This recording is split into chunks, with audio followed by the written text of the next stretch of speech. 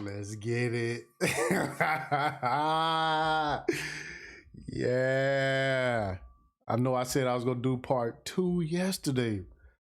And you know what? People kept asking me. Let me make sure the camera works straight. You know what I'm saying? Make sure the camera works straight.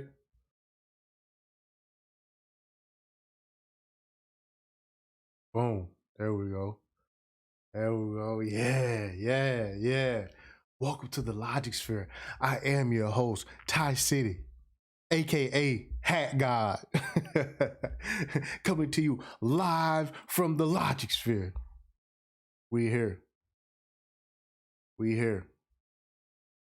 Yeah, we here. It's a lot going on. Man. And you know what? I put this on everything today. I have to do a Patreon live stream so we could talk about Bitcoin ETF futures and what futures mean and what it meant last time they launched futures. So we're gonna get into all of that stuff. Now, before I get started, I like to say, actually let's do this first. I gotta do this first. My bad, I'm tripping.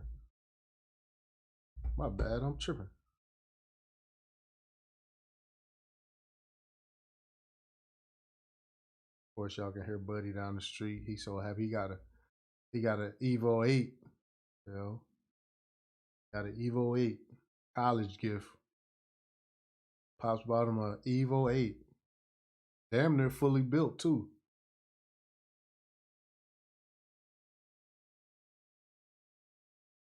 J Win and Marsh Can. I appreciate the Patreon subscriptions. Thank you very much. I appreciate that.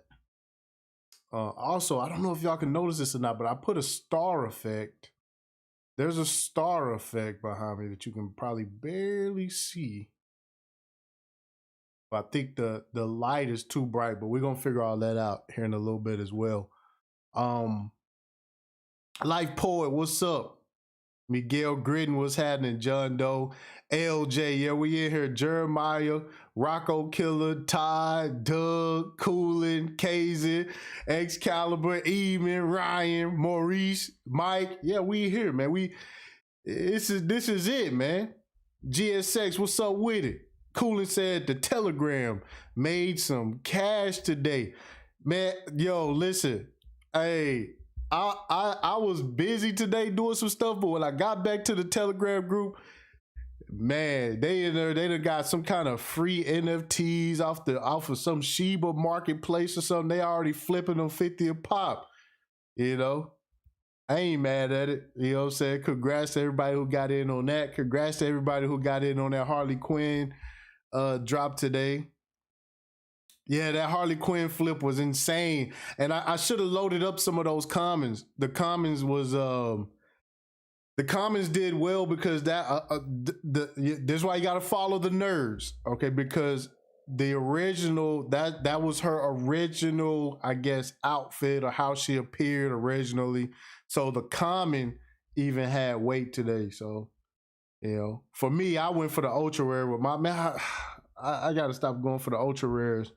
Yeah, I don't got the equipment. You know, they out there with the bots. But anyways, man, everybody who got in on that, congrats. That's gonna be an amazing flip. Marvin, what's up?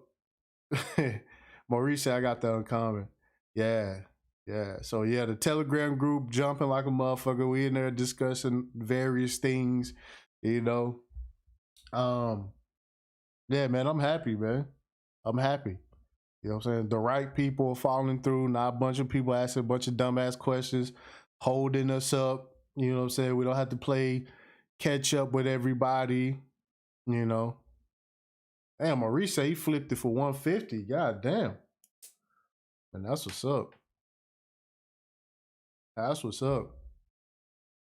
Bitcoin is at all-time highs right now, or close to it. Y'all know me, I don't really track Bitcoin like that. I could just because we already know what time it is. And Yeah, we're gonna talk about that today. We're gonna talk about that in the live stream after this live stream when we go to Patreon because I want people to understand and use logic. You know, a lot of people like Bitcoin ETF futures is the reason why it pumped. And when you say, hey, it's been this high already without ETF futures, what's gonna take it higher? You know, but again, we're gonna talk about futures, all right, and futures trading and what it does to marketplaces, especially in crypto. We're gonna talk about that in the Patreon. But for now, we got to get back to finishing this business of pretty much the, I don't know, I call it a psyop. The psyop with the psyop with the government slowly rolling out this cashless society that's going to be ran with the you know what dollar. So, you know, I want everybody to be, you know, not playing dumb when it happens, right? We don't want people playing dumb when it happens. Now, let's do this.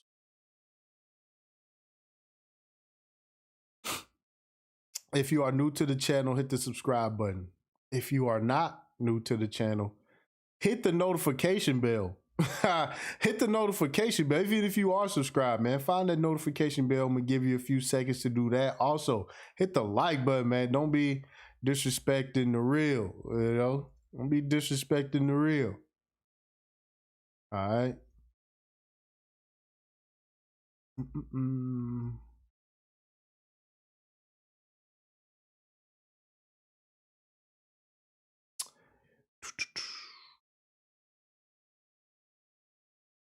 Where we at? Hold on.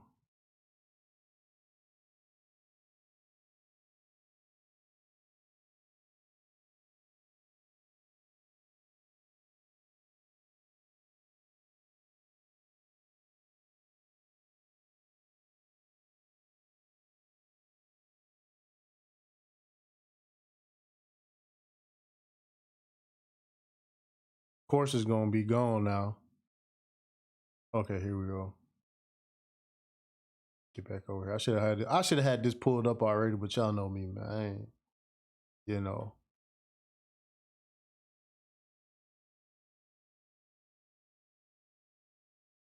Boom. Boom. And we got it pulled up now. Let me see how we looking. You know, these Auntie Maxine started talking real quick. What we got here? Yeah, Miguel, you yeah, you underbanked. Oh no, I don't have a bank. My life is over.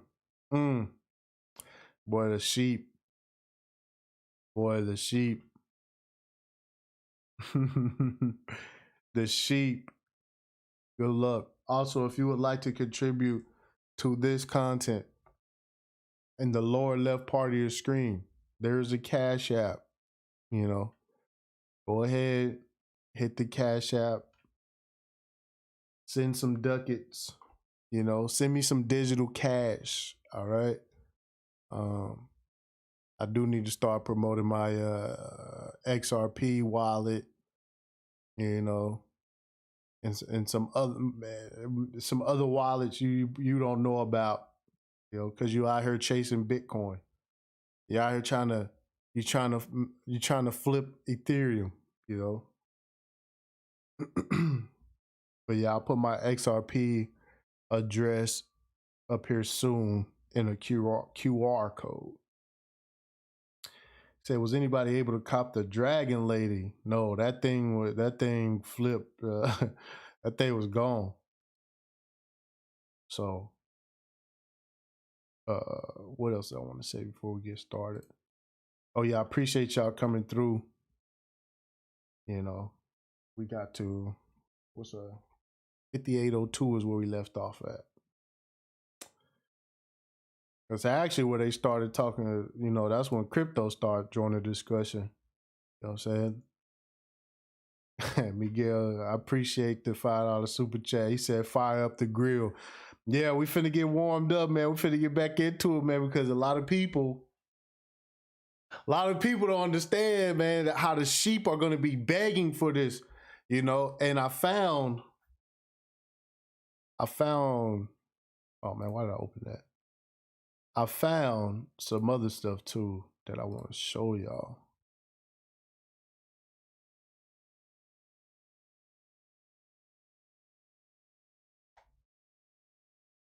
I want to show y'all.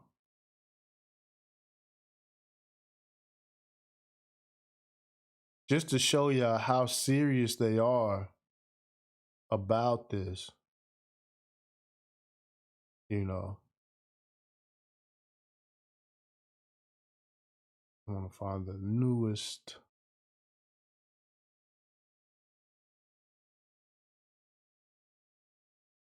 Is it? Okay.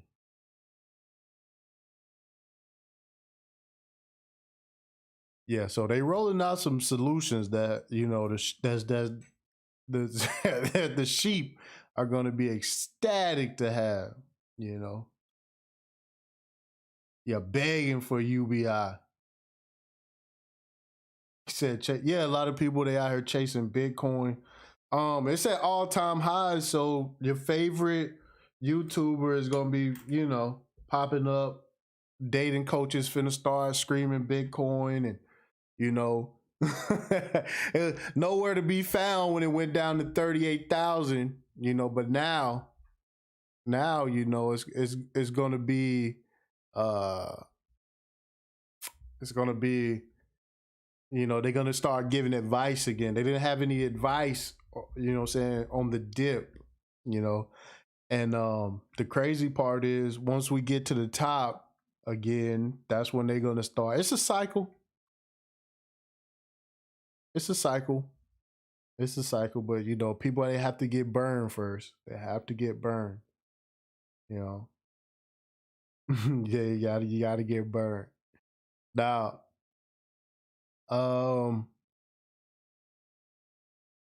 so it started turning into like a comedy, and when it turned into a comedy, I couldn't really like carry on because I think we was like 2.5 hours deep into it, and I just didn't have the energy to like deal with stupidity. But now I'm back. So now that I'm back, we can dive into this. We can definitely dive into this. All right. Yeah, chasing Bitcoin. That's what YouTube is doing right now.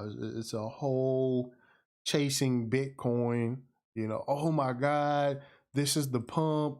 The government approved a Bitcoin ETF. Thank God for the government, being a part of this, gaining control of Bitcoin through regulation. Thank you so much. But when you really see things for what it is, you just sit back and just like, damn, damn. That's what you like. That's what you want. Okay, fine. But let's get over here real quick. Here we go. Skyfall, yeah. Yeah, once you realize this, it's like the price of Bitcoin is moving because the government approved something. It's like, well, what was the purpose of Bitcoin? You know what I'm saying? It's weird.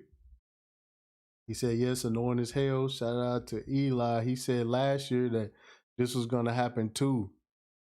Yeah, so again, it's not ETFs. This is ETF futures. All right, I'll explain it in Patreon, because I don't want people to get lost and stuff. I'll explain it in a way that nobody else is explaining it. Okay, you got to understand when you're dealing with futures. all right, which is pretty much theoretical Bitcoin. You're trading fake Bitcoin against real Bitcoin. Okay. That's what's going on. All right. So when you start talking about, how rare Bitcoin is, it's a fixed supply and all the rest of that model goes out the window when you start using futures, when you start doing options trading with futures. Okay. It's ETF futures. So it is. And when it was explained to me at first, I was like, no way. It was like, yeah. And they launched CME futures. Okay. Oh man. We started talking about CME. CME is so nasty. CME is so nasty. The wife of the man who owns the CME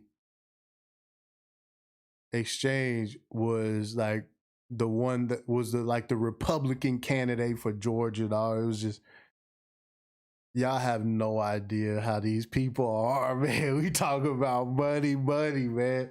We talk about money, man. We talk about serious money.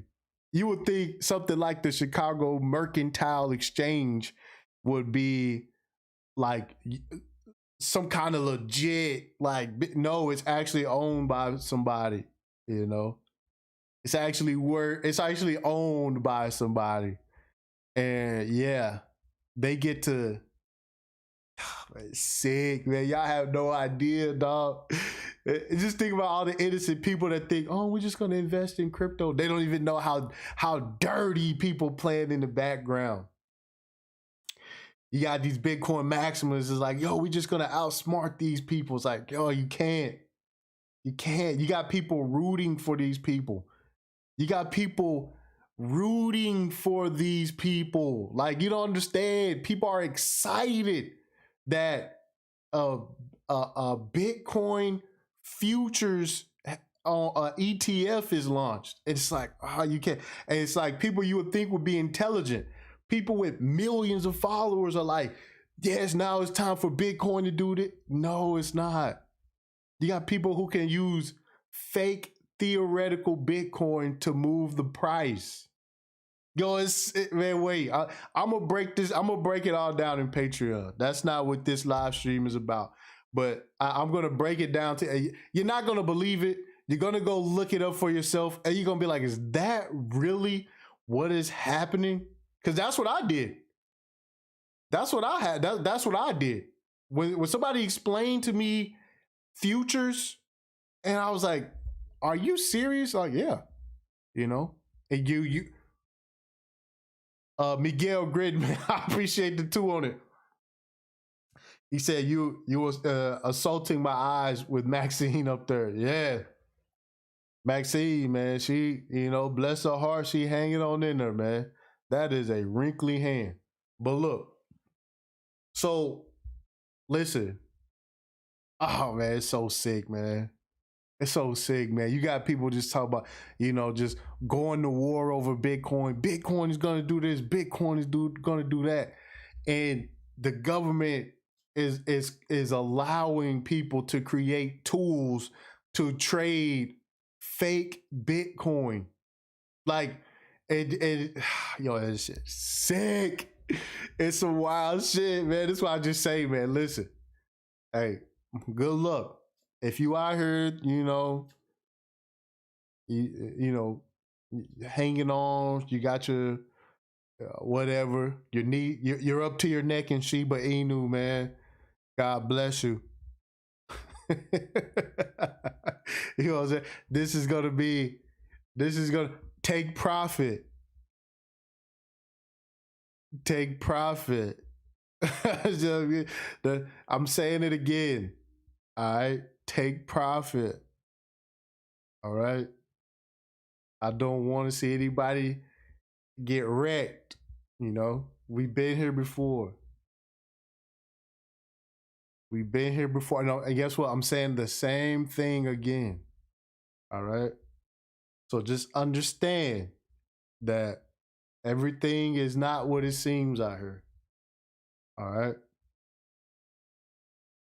Y'all have no idea what options trading can do, man. And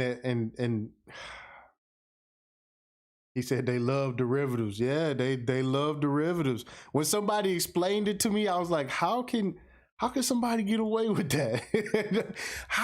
how can somebody get away with that? I'm like, man, it's just like the nasty, man. Y'all have no idea, bro. When we talk about hustlers, some of the biggest hustlers to ever do it, the biggest guys to ever get into something, you know what I'm saying? We talk about gangsters and man, y'all have, man, when you get into these financial systems, fam, trading it, man, this shit is crazy, man. Y'all have no idea. And it's perfectly legal. And guess what? You know, if you don't know how to play, you just get burned. You know, you just get burned. He said there's a reason why the derivatives market is so much, bruh. That is we're gonna discuss that. I promise. I'm gonna load up another live stream directly after this one. As soon as I finish breaking down this, how the sheep are going to these are the talking points that are going to be presented to the sheep. All right. And then you're going to have people start having these debates. And this is where the talking points are going to come from. All right. Say you can make a financial instrument out of thin air. Absolutely. Just let this sink in, right?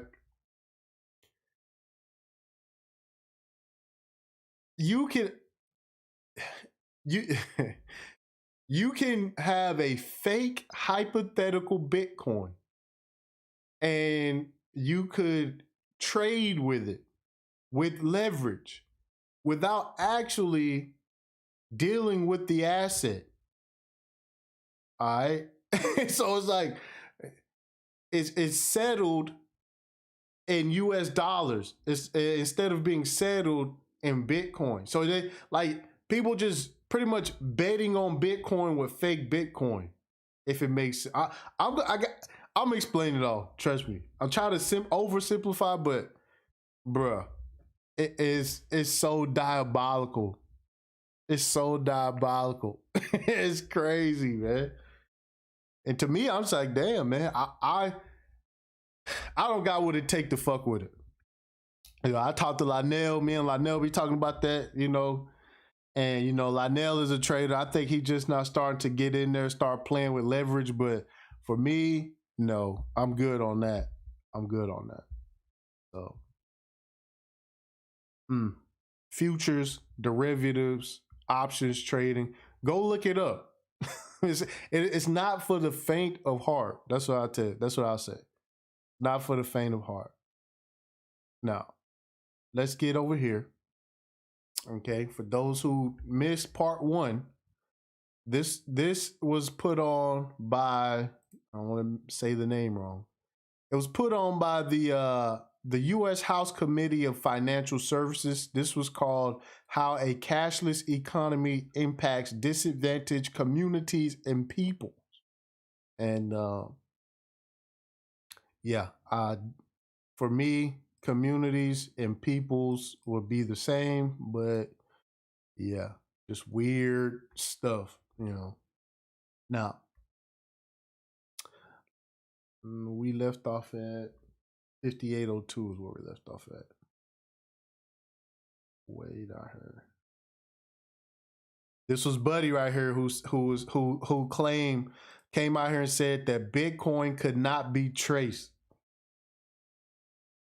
Miguel Gritton said, basically, I lend you $100, you lend 50 and then the next person lends 25. Now, $175 worth of debt came from a single $100 bill. Yes. Yes. You know, add leverage on that, and 10,000 could come from $100 bill. You know, some wild shit, man. This shit wild, man. All right, let's go.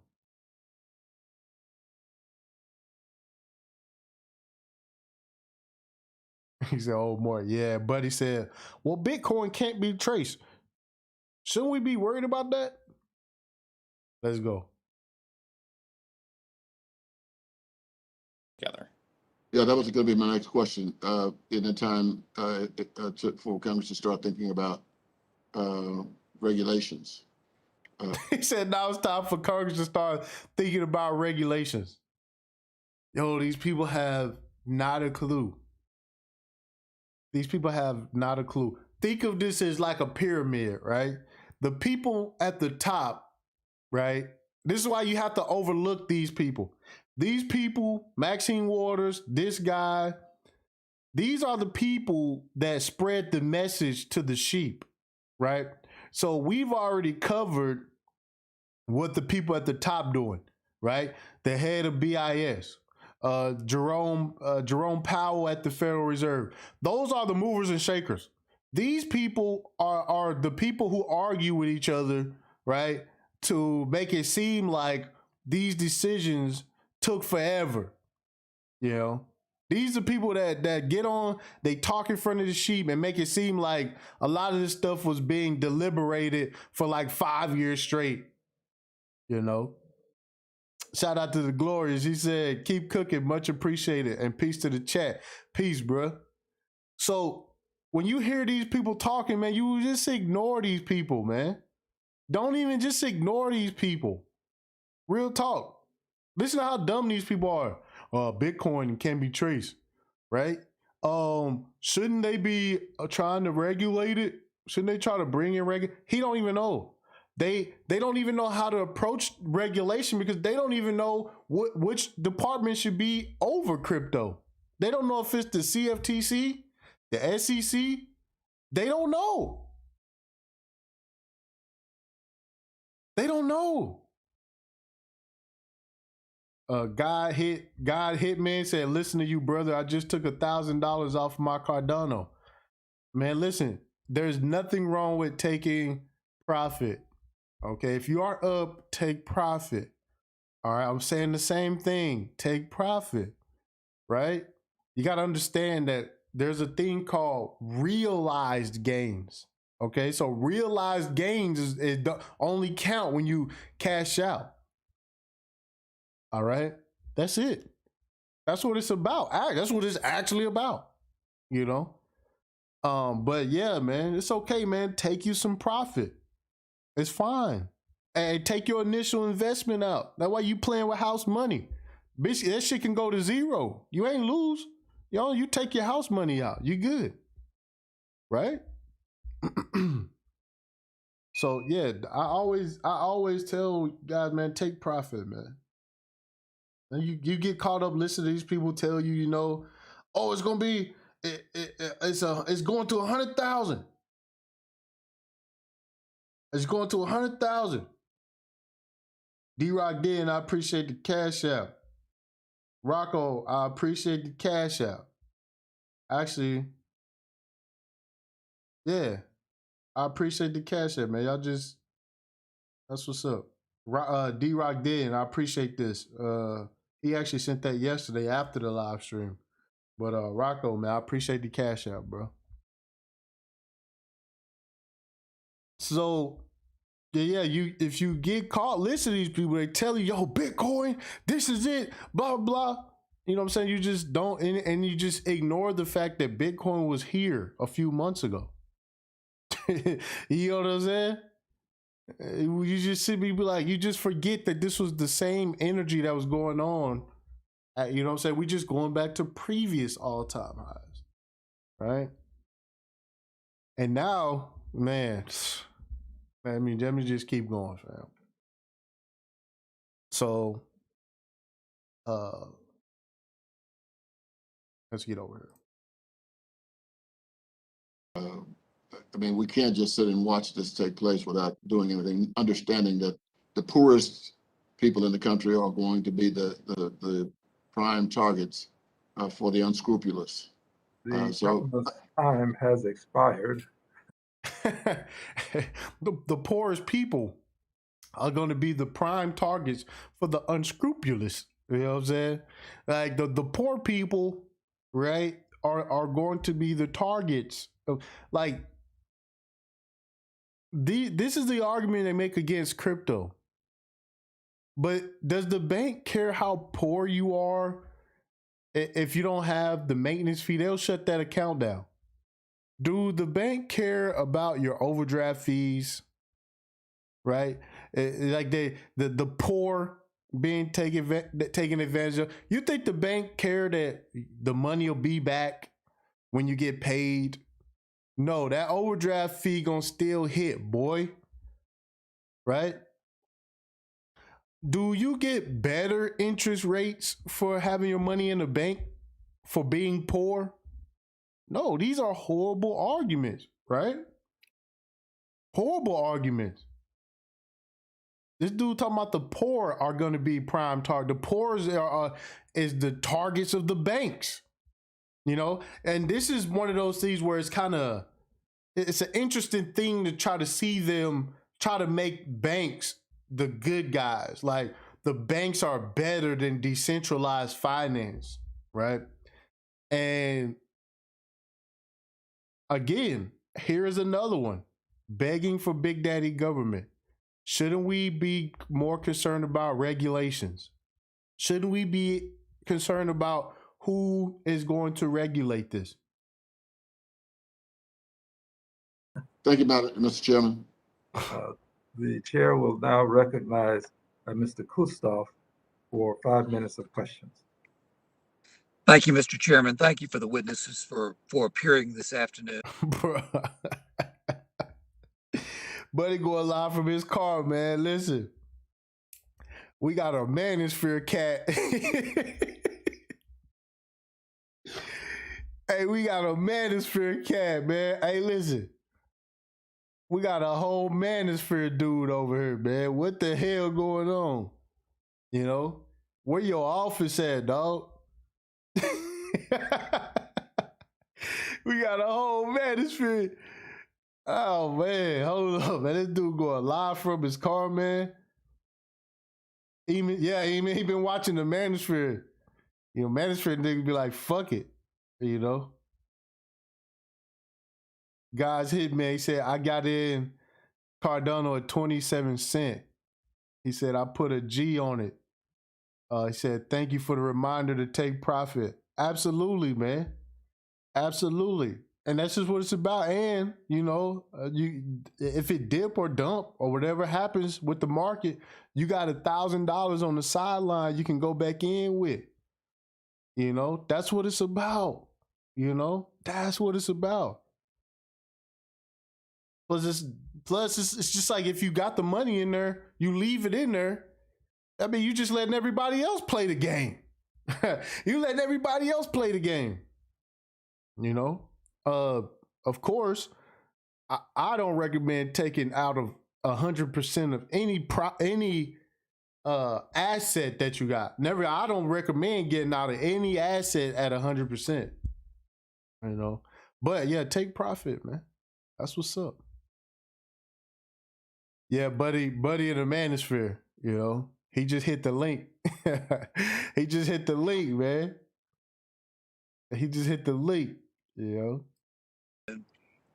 If I could, I was looking at a study from the Federal Reserve entitled Findings of the Diary of the Consumer Payment Choice that found that in the year 2020, last year, the cash payments decreased by roughly 7%.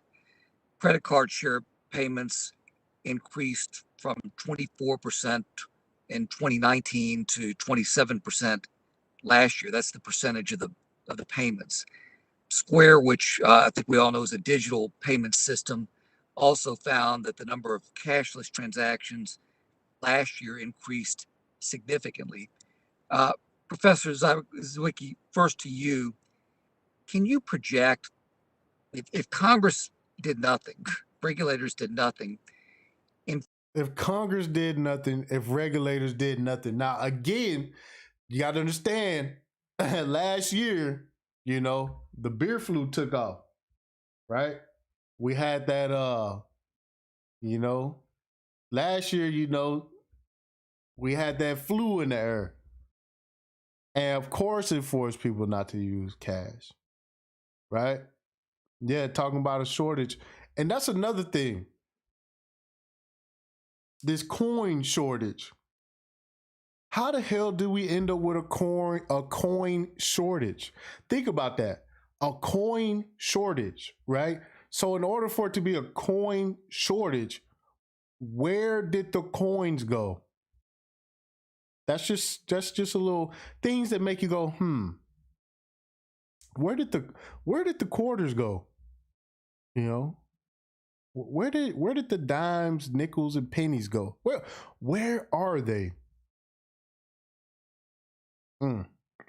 That's kind of weird. I was just thinking about that the other day. I was like, how can it be a coin shortage? Like, where did they go? Are people hoarding coins? Right? Are people hoarding coins? Crazy. A whole coin shortage.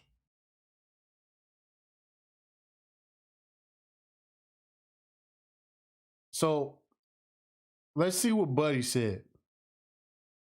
Buddy wants to know if Big Daddy government doesn't do anything, then what? 5 years, what do you think the makeup of payment types will be, and roughly what will the percentages be, if that makes any sense? Yes, it does. I think that these trends are clear. Obviously, we had an acceleration last year, both because a lot of places just started doing remote ordering, online ordering. For example, restaurants that did sort of curbside pickup, that sort of thing. And so what we saw were a lot. We also found it more difficult to get cash. So I think people were reluctant to go to the ATM or the bank or whatever because it was difficult. And so we saw while people were spending cash less, they were hoarding cash more. Hoarding cash. Shout out to D-Rock Day. He said it's a coin distribution shortage. Yeah. they ran out. They ran out of quarters. They ran out of pennies. You know? They ran out. During the same time. So I think that it's we'll probably my guess is we'll probably revert to the long-term trend going forward, but maybe a little bit more. A lot of people have made the transition now. A lot of people who didn't do online banking, for example, now have done online banking. People who were unused to paying with electronic payments have done it, and there's a huge generational change going on where younger people really of some use cash, but a lot don't. So I would say we can look forward to 5 or 6% growth a year in these electronic payments and a dwindling share of cash as well. Damn. I mean, what's going to happen again? Like what we explained with the people who refuse to stop riding horses and get their ass in a car. All right. They say, you know what? No, we're not driving in cars. All right. We're going to ride the horses, and we're going to ride the horses into the next, century. And the world didn't care. Interstate highways happened. you know, airlines happened. Transportation moved. Trains happened. Right. So that's just what it is. Like, if you don't have a choice, you don't have a choice. If your job says, hey, we're not giving anybody cash anymore, you're going to have direct deposit. What are you going to say? Well, I don't have direct deposit, so therefore, I'm not going to be able to get paid. No, you're going to get your ass to wherever you got to do, get a prepaid card. You're going to do what you have to do. This is not some kind of rocket scientist thing, right? Where people are just sitting here trying to figure out, oh, what are people going to do if there is no more cash? And you better believe that some of these politicians take cash. A lot of their donations, a lot of the palm greasing, that is done in cash. All right. the speech fees and all the rest of it, campaign contributions, all that shit. They have people who contribute in cash. All right. And again, there's nothing more anonymous than cash. All right. So you got to understand, when you hear these people talk about this stuff, they act like, oh, we're advocating for poor people. We're advocating for people who don't know how to get with the times. You know, people too dumb to have a prepaid debit card. You know, that's why we're so concerned about it. If you believe that, you're an idiot. So, Professor, you used an interesting term a moment ago, generational, which I think all of us are focused on. We've talked about urban districts. I have a rural district, which is slower to change. That's right.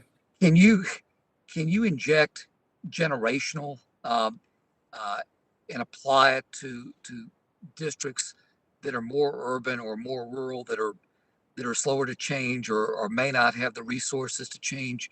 Does generational make a difference in those types of areas?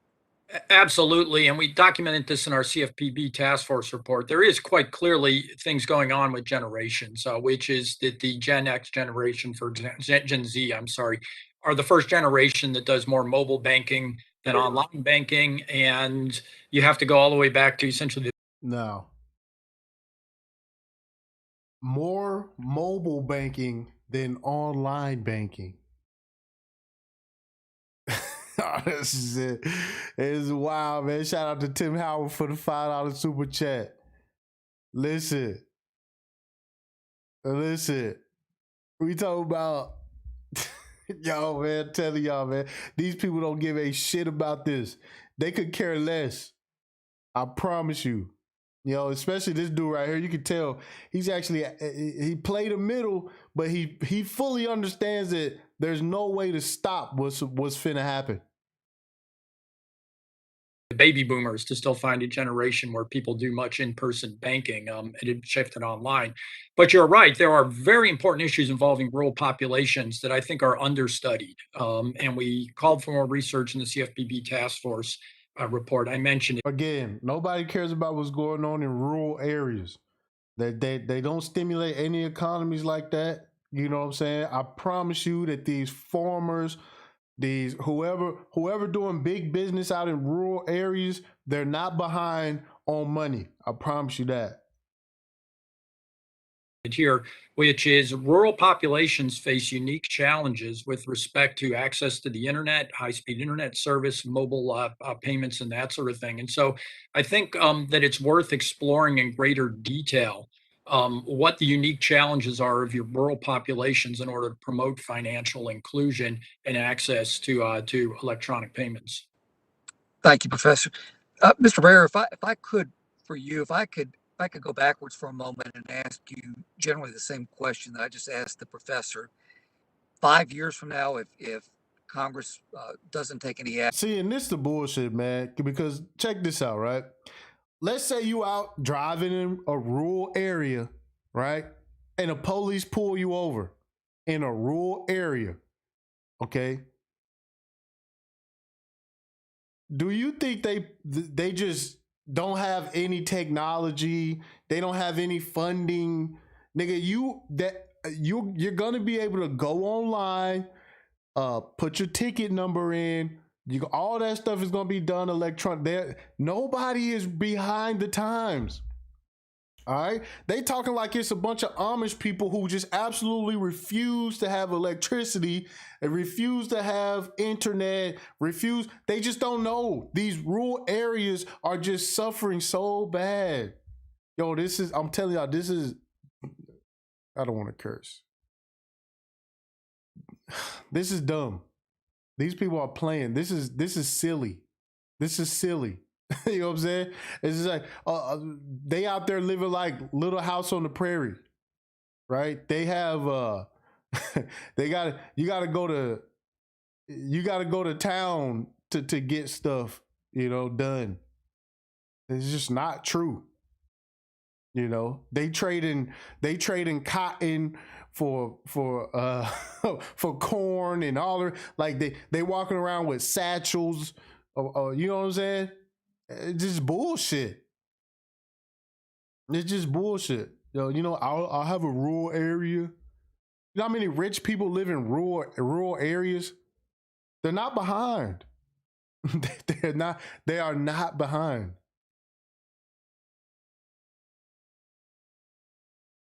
Action, regulars, they don't take action. Can you forecast what you think the percentage roughly for the various payment methods would be, digital versus cash? I'm sorry, Congressman, were you directing that to me? Yes, sir. I don't have any reason to dispute Mr. Zwicky's numbers in terms of the trend lines. However, I would say that the trend lines, if those trend lines hold, there will be millions of consumers who depend on cash who will find it harder to continue to do so. Right. So it's millions of people who just depend on cash. Like they just depend on cash. If cash went away tomorrow, it'd be a lot of people who would not know how to do anything. Shit crazy, man. Shit is nuts.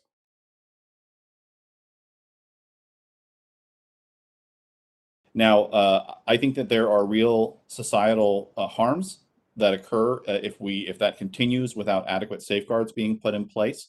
And I think that Congress has a role to play in making sure that the seniors, the immigrants, the low-income consumers, Here we go. All the people that need protection, they finna protect the shit out of y'all. I'm telling y'all. Listen, the sheep are gonna be so protected. All right, the sheep are gonna be so protected that that's why they saying, yo, Congress need to come in. Congress need to come in and do what? the handyman and handywomen that Congressman Waters talked about are not left behind. I would also point out that the access to the infrastructure, the banks, has been dwindling between 2014 and 2018. Again, the bank people are leaving away from the banks. People leaving the banks. They act like this is some kind of bad thing that, people, the access to the bank. No, people had access to overdraft fees, maintenance fees, low interest rates. People have had access for that shit for too long. People have had access to yo, just understand the reverse psychology that these people are playing. Oh, you're not being served correctly. People are being left out of this great banking community, right? Meanwhile, I forgot what bank it was. They had a whole carrier that had nothing but like tons of cocaine on deck, right? Guns and shit. And I forgot what bank it was. Actually, I need to do a follow-up on that because nobody got in trouble. And everybody knew who owned the damn boat. An ancient man, he said, there's going to be some weird emergency and they will find a reason to steal your money out of your account. Don't keep it all in the bank. Everybody knows that. Fractional reserve banking. Yep, JP Morgan had the big boat out there in the ocean. They said, no, I think it was JP Morgan. I'm pretty sure it was JP Morgan had the big ship loaded down with the coke. With the guy with the hard drugs on that motherfucker. Metric tons of that work pulled up on the block. Nobody got in trouble. But everybody knew who owned this shipping, this cargo ship. Everybody knew. Big ass cargo ship with loaded down with the dope on it. It is what it is. This is what the poor people don't have access to. These type of people, right? The poor people don't have access. The disenfranchised don't have access to the biggest drug dealers in the world. You know what I'm saying? And it's diabolical, man. Y'all don't even know, like, just think about it. This is the financial system, right? It is literally powered by money. Just understand, like, people with unlimited money being able to do whatever they want.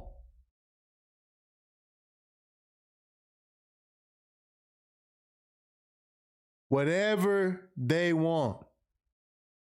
Because again, they're dealing with money. All right. Yeah, we got a cargo ship full of dope. And well, what's the fine or the fee or whatever? Well, we can make it happen.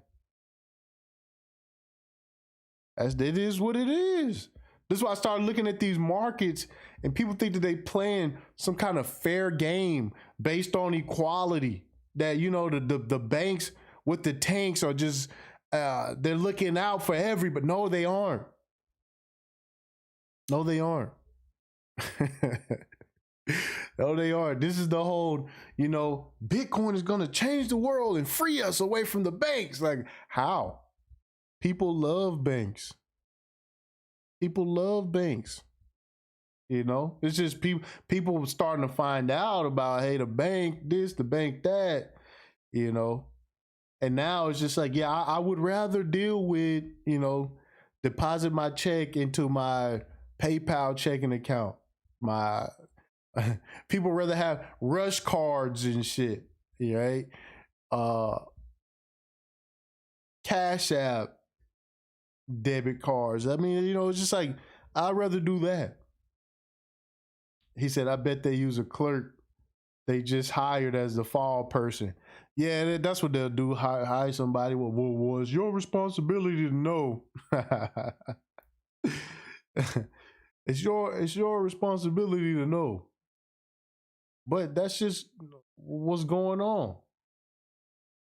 Dorian Nance said we need a review of Saint and Sinner rap album after the stream. Man, get the fuck out of here, man. Y'all about to be making me curse, fam. It's Saint Sinner. Saint Sinner couldn't do simple addition. This man was saying, O'Shea graduated in like 83, graduated college like 83 and shit, man. Like, I was like, man, I'm done with this guy, man. You know, people like, yo, he's very educated, astute, well-spoken. He is. I'm like, man, this nigga can't add. this nigga can't add. Like, this nigga trying to dock somebody with, you know what I'm saying? He can't. This is 4th grade numbers, bro. You know, this is crazy. That is crazy, man. It's like, yo, people just look up to everybody on YouTube, man, and everybody is some kind of leader, father, uncle, you know, anybody, man. You come on YouTube, you can just, you know, do whatever you want, man. Well, once again, this is the Logic Sphere. I am your host, TipTycity, and do not respect my live stream, man. Hit the like button. Otherwise, you'll be listening to God knows, man. Stop it, man. Stop. Yo, y'all gotta stop fucking with me, man. I'm trying to change. I'm trying to be somebody else, man. I do not want to be firing these niggas up, man. Roasting these YouTube niggas up, man. That's not me. I've started a tech company. I've did this. I've did that. Have you ever did this? Millions of dollars of business all over the world. It's like, bro, you can't add though. But what about simple addition, my nigga? What about saying somebody that's in their late 30s or graduated college in the 80s? Nigga, what about that? D-Rock did say, you ain't changing, dog, man. I gotta change, man. In fact, man, I don't know why D-Rock ain't got no, I don't know why D-Rock don't have no, wrench, man. I gotta fix that for you, fam. I appreciate all your support, dog. Yeah, man, niggas can't add. People just be over here fucking praising niggas who can't add. Like, bruh. Bruh, it's me, dog. I didn't graduate high school, nigga, but I can't dox a nigga with his dad paperwork, not see that there's some inconsistencies in the numbers. Like, you know what I'm saying? Oh, I'm a computer programmer, but then you can't add. It's like, all right, man, this, whatever. Now we gotta listen to his rap album, bro. Stop it.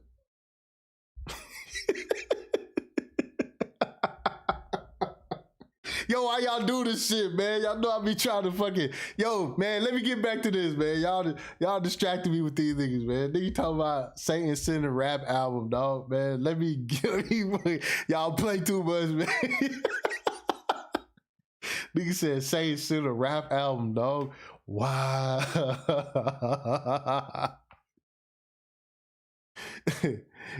Yo, you want to fight?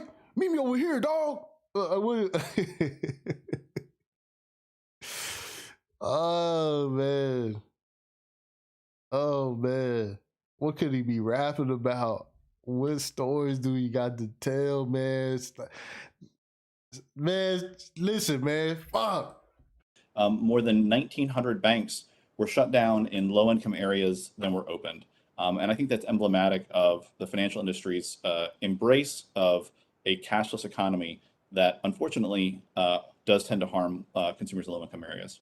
So, and again, in low-income areas, you got people who don't rock with the banks because, again, they have the fees and everything else that come with banks. No, why would anybody deal with the banks, right? You already struggling. Do you want to pay, you know what I'm saying, all these fees and stuff that the banks be using, right?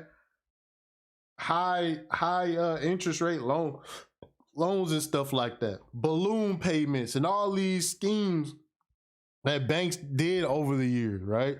Why would you want to get caught up in that? Why would you want to be caught up in that? He said Wells Fargo got a $10 a month service charge. Right. The service charge. What services are they doing to your account? Right? Now imagine the $10 a month that you have on a service charge, and then you got what, 0.08% interest rate on it being in there. Your savings account be functioning at a negative, dealing with these banks. So of course, people like, man, fuck that bank. They should shut down, right? They should shut down. Thank you. My time is... And again, this is, imagine the banks got these people fighting for them, right? It's the same banks, again, the same banks that was doing the predatory loans, redlining, the balloon payments, subprime mortgage, all that stuff, right? And now we sit here like, these people don't have access to that anymore.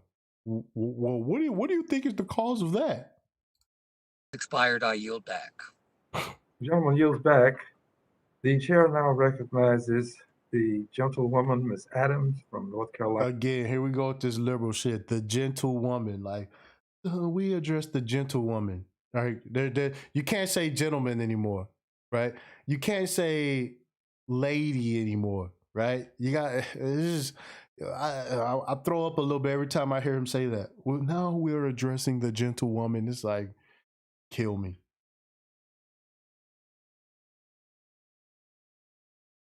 For 5 minutes for questions. Thank you, Chair Green, Ranking Member Emmer, and Chairwoman Waters for holding the hearing today, and thank you to our witnesses for your testimony. I know y'all niggas should go ahead and get it in, man. Listen, man. I'm not clowning no old lady. Like, I'm not finna clown nobody, Annie and Granny. You know what I'm saying? I know y'all niggas finna get it in. I just want y'all niggas to know, man.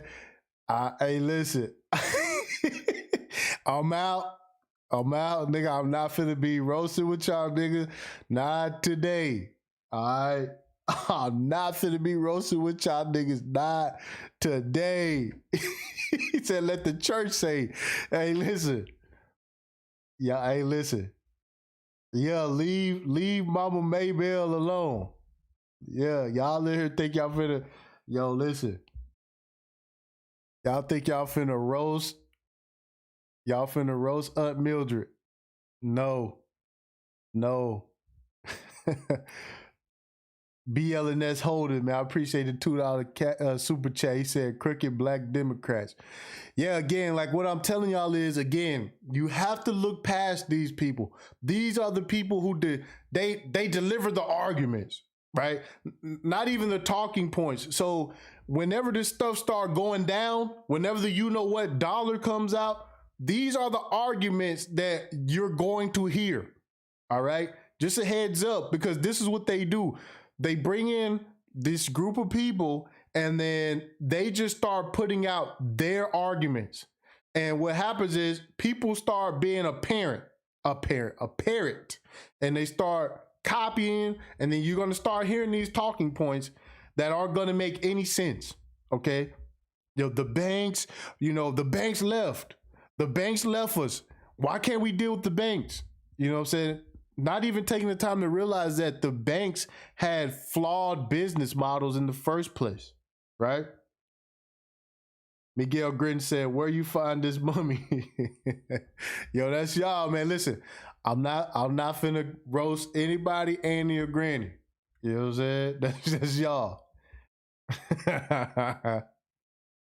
Let me see. Yeah, Ty, you know the banana pudding on point. You already know. Let's go. This question is for Ms. Garcia and Ms. Brown Rusha. Since joining Congress in 2014, addressing food insecurity, hunger has been one of my top priorities. It's heartbreaking to me that over 177,000 of my neighbors in North Carolina's 12th district are food insecure, and it's even worse that nationwide over 42 million Americans are struggling with food insecurity. So my question is, what would a cashless economy in your city or state mean for access to food and growing food deserts?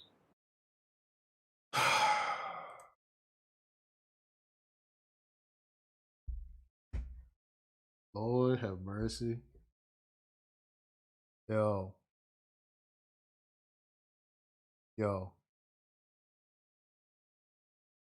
The food insecurity, food desert. Fam.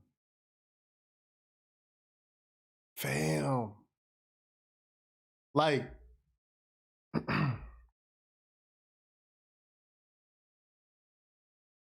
no, it's like no food. You know what I'm saying? Like this, like there's no food. Now, when they start talking about there's no fresh food, there's no vegetables here in this, it's like,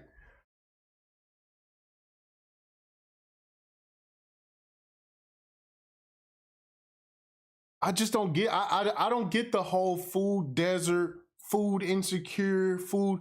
Like, I just think that if food is really an issue like this, like, I don't see, like, why not move?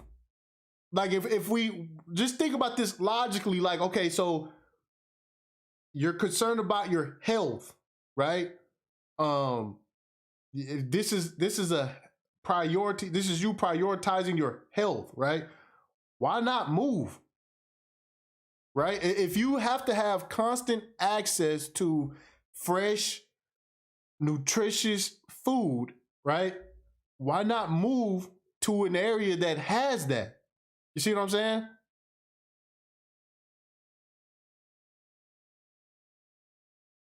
And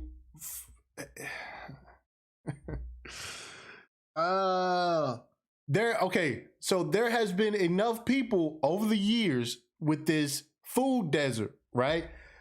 Now, I'm a capitalist. There are a lot of capitalists. Don't Postal say I'm cold. No, I'm not cold. We just got to keep it a buck.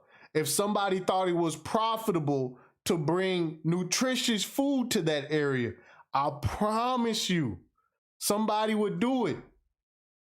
So somebody would do it. Now, think about this.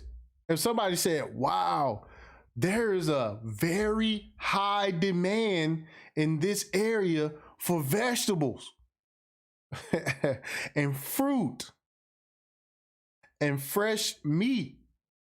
There's a very, very high demand for that here. And the people are just screaming and demanding that they have fresh food. Who would miss out on that check, right? Wouldn't that be like a no-brainer? Like, wouldn't it be like so many people like breaking their necks to compete over these food deserts?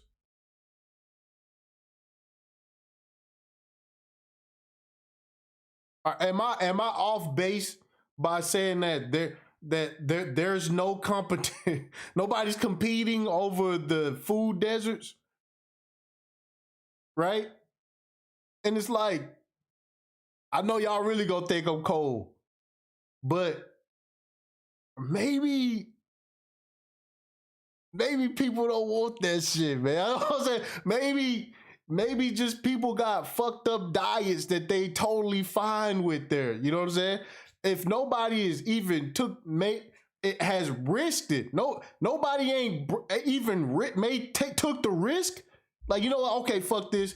I'm coming through here. We need, we need cucumbers, lettuce, carrots. We need all the healthy stuff.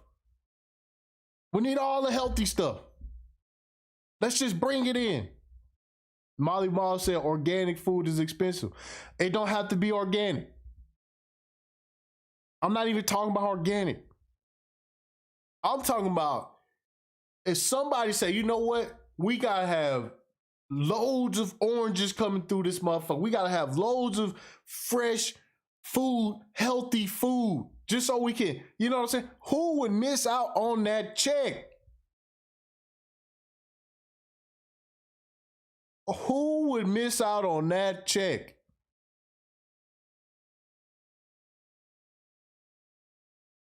That's what I'm saying. I'm just saying, like, if it's not worth the risk, like, how could it not, like, because I've been hearing this food desert stuff.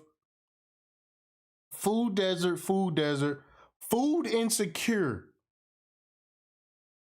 Food insecure. It's just like, okay, if everybody says this food is unavailable in this section, right? Some business people, some group will say, hey, we can capitalize off of this underserved population, right? We can come in here and make a killing. All we got to do is bring in this food. All we got to do is bring in this food that they keep begging for, that they keep saying that they don't have. All we got to do is we can make a killing. Why not though? I'm just saying, why hasn't anybody taken the risk? Like, you know what? This is what I'm gonna do. Because we already know, we have the data, right? We have all these people saying they don't have good food where they live. Why not just bring in some good food for them and make a killing?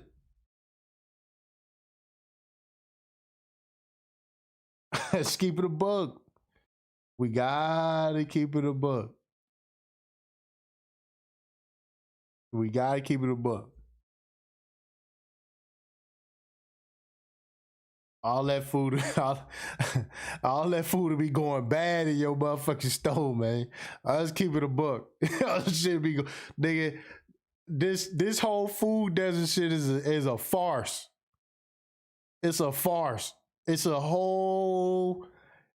I'm not believing it. I know a lot of people, y'all can believe it. I don't believe it. Because again, if the quality of food is so important for you, you need to go ahead and hike it to the next few cities over. You need to hike to the next state over.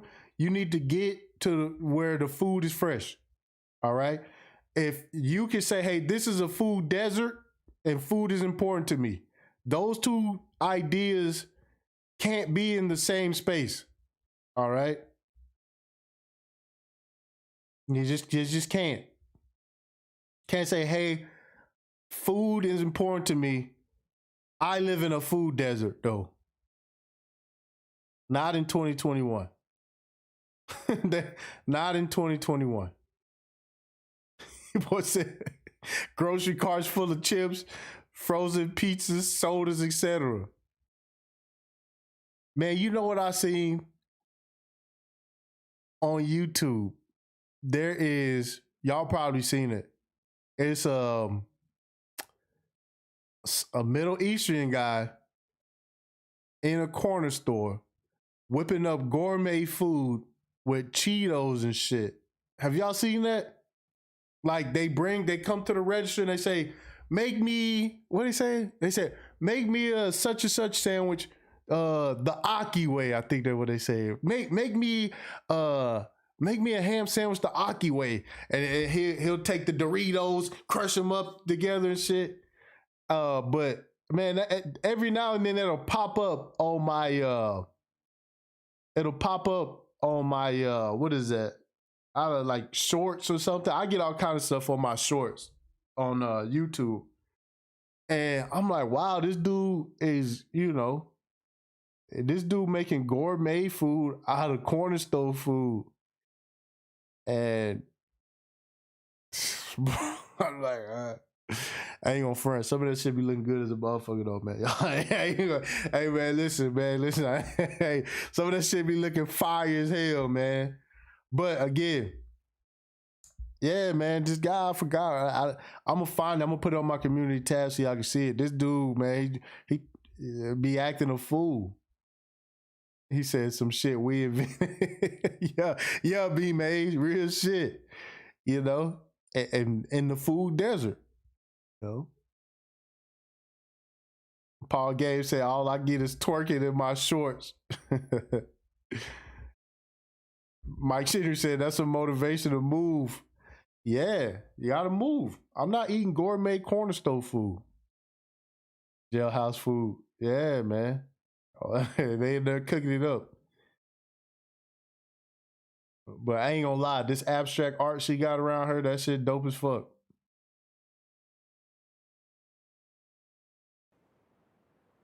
Thank you very much for that question. And I think you have highlighted a very important issue when we're talking about cashless economies and their impact on communities. The idea that one cannot use cash, legal tender, to purchase food for themselves or their families is absolutely devastating. And it's devastating that you can't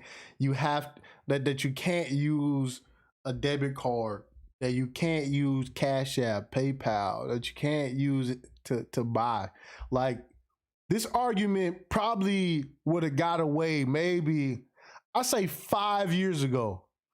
5 years ago, before Zelle, Venmo, Cash App, and all the rest of these prepaid debit cards that you can get money deposited to, like, I think maybe 5 years ago you could have got away with this.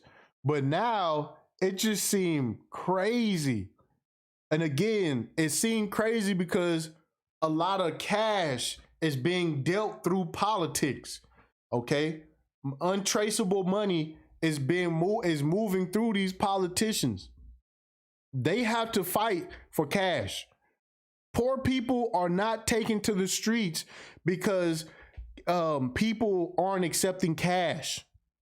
These are fake issues that they are using. They're using these fake issues to hang on to cash. That's what they're doing. They have their own reasons for trying to keep cash moving around. You better believe it. You better believe it. Look up helicopter money.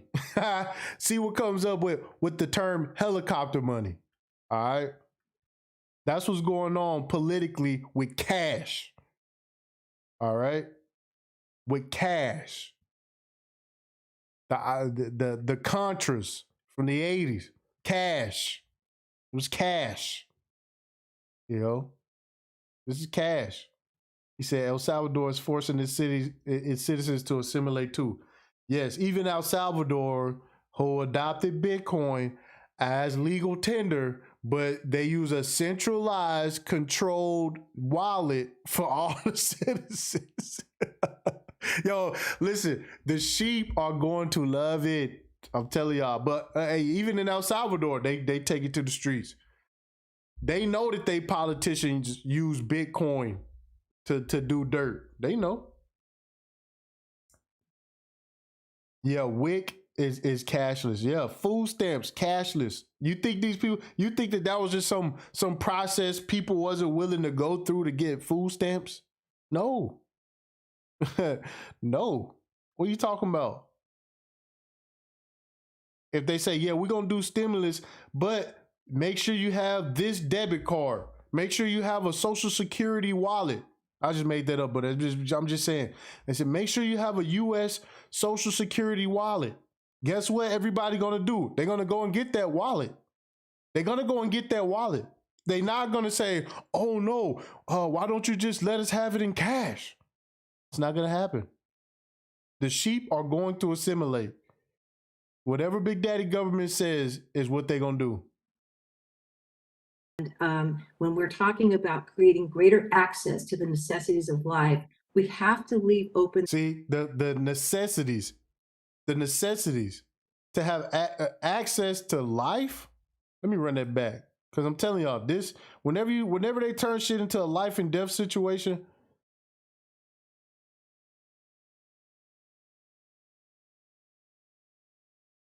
cash, legal tender to purchase food for themselves or their families is absolutely devastating. And when we're talking about creating greater access to the necessities of life, we have to leave open the avenues for people to be able to do that with what they have. right? The necessities of life. Again, when they turn this into a life or death situation, and it's like, yo, you don't understand. This is the necessities of life. It's like, man, stop it. This is politician talk.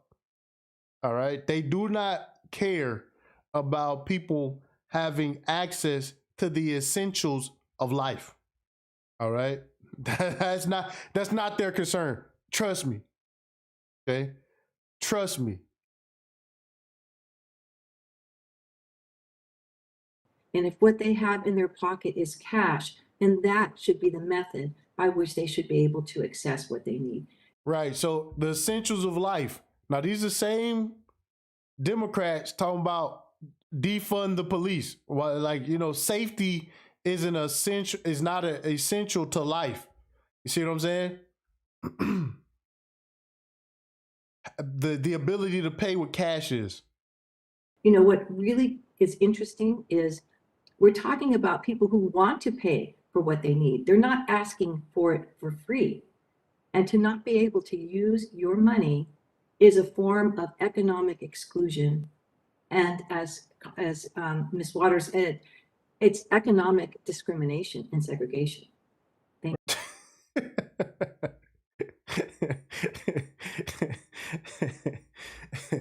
Larry said, ain't Japan cashless? Yes, Japan is way cashless. It's been that way for a long time too. This is wild, man. Because again, they get to use segregation. This is segregation, right? The people who still want to use cash, it's segregation. It's like, what? What? It's segregation? And this is where you're going to start seeing them take race baiting is damn near all used up now. Okay, from using a group of people who have legitimate issues to piggyback your new agendas with that play is worn out. Now you're applying it to cash and cashless. Now segregation means, people who, what I'm saying? Now you get to just flip all this shit around. Now you get to flip all this stuff around. This is the wackiness. Shout out to Sir Abadeo. I appreciate you for sharing the stream, fam. Doug, I appreciate the Patreon subscription. This is what we dealing with. And when I told y'all, what was that? If you're new to the channel, all right, I did a live stream about Spike Lee. Spike Lee endorsed a Bitcoin ATM machine company. And what happened? What were they saying about the dollar? We may have to revisit that actually, because again, the logic sphere, we always ahead of the curve, at least by 6 months. We already seen them using these tactics, the emotional arsenal, to trigger people into believing things. Now, money is racist. Okay. Digital money is racist. Right. But the greenback dollars with actual slave owners on man, you can't, man, listen, man. I don't want to say you can't make this up because you be some wild shit, man. It's wild, man. It's wild. It's just wild. You have to laugh at it because otherwise you'll be trying to make sense of it. And it's not meant to make sense. It's meant to confuse people. This is for the sheep. Okay? This is for the sheep. These people saying that, it's the money with the slave owners. If you don't allow them to use that money, if you don't allow them to use the money with the slave owners on it, it's segregation. This shit is nuts. This shit is nuts. Again, man. You have to laugh, and if you don't find the humor in this silliness, man, yeah, you're gonna be depressed because the future doesn't look too bright with these people being the connection to the sheep. Right. Okay, Ms. Brown, Ruja. Yes, and I would say that by definition, a food desert where people lack access to healthy foods, by definition, it means they have limited choices.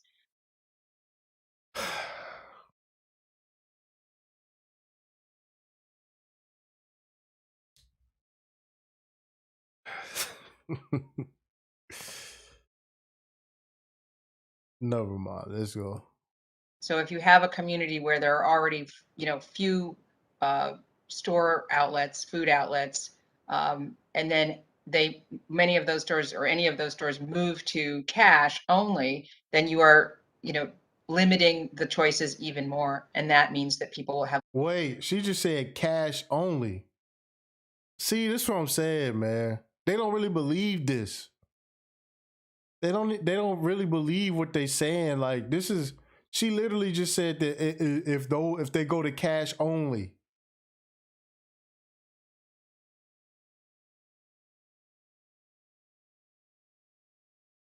Todd said, if you don't use slave owner money, then you ain't black. Listen to this. This is how I know. Like, this is how you know they do not believe what they say. Like, they can't even stay on course. They can't even stay on the right track. You see what I'm saying?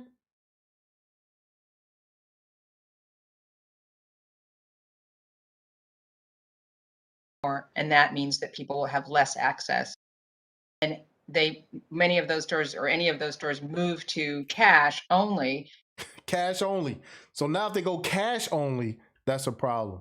Then you are, limiting the choices even more. And that means that people will have less access to healthy foods that they need for their families. Thank So if it less cash?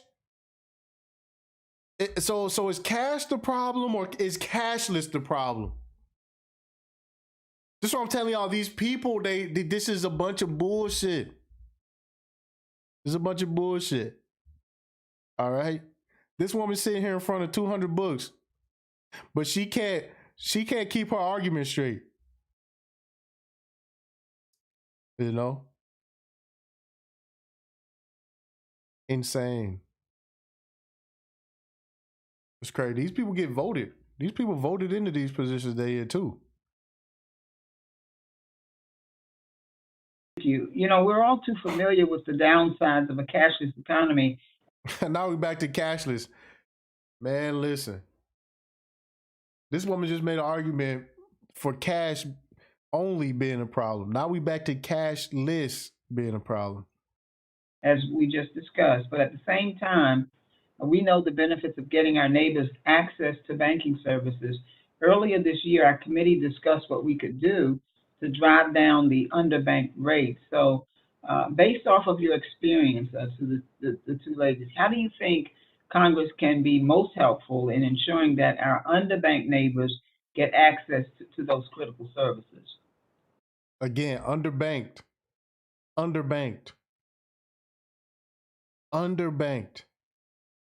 Like like people's financial issues are because they don't deal with a bank. Yo, this is crazy tough. I would say that, oh, go ahead. Oh, thank you. One way we can do this is by looking at alternative models for banking. So perhaps Congress can look at public banking as an option. Here we go. Public banking. Listen to your boy when I tell y'all, man, was finna come down. Listen to what I've been saying. I didn't know how all this stuff was gonna fall apart, but I can hear when you read the tea leaves and you hear what they saying. They like a public banking. Think about public banking. Think about it. Public banking. A public bank account. This is how they're gonna roll it out. You're gonna have your public bank account, and it's only gonna be able to use it with the you know what dollar. All right, nobody is gonna be underbanked anymore. They're gonna solve the problem that was never a problem with their solution, and oh man, it's gonna be so bad, man. It's gonna be so bad, man. Public banking. Nigga, and people like, yo, well, UBI's, no. UBI, you're not gonna have a choice. Well, I can't accept UBI because I don't even have a bank account. Sure you do. You got a social security number? We already set one up for you. Larry said, what are the panhandlers going to do in a paperless society? They're going to be on UBI. They're going to have to spend you know what dollars.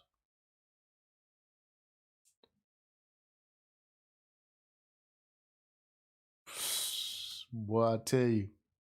Another idea is considering the notion of postal banking. This is something that's been under discussion for years because the infrastructure is already there in neighborhoods that don't have banks. And it's maybe a way to keep postal workers potentially working. Postal banks, okay? Postal banks. Now let me do this because they were saying this and it was a conspiracy theory. Okay, this was a conspiracy theory. All right, but here we have Postal Service launches a banking pilot with hopes to expand early 2020. They already tested this out, okay? Because people need banks so bad.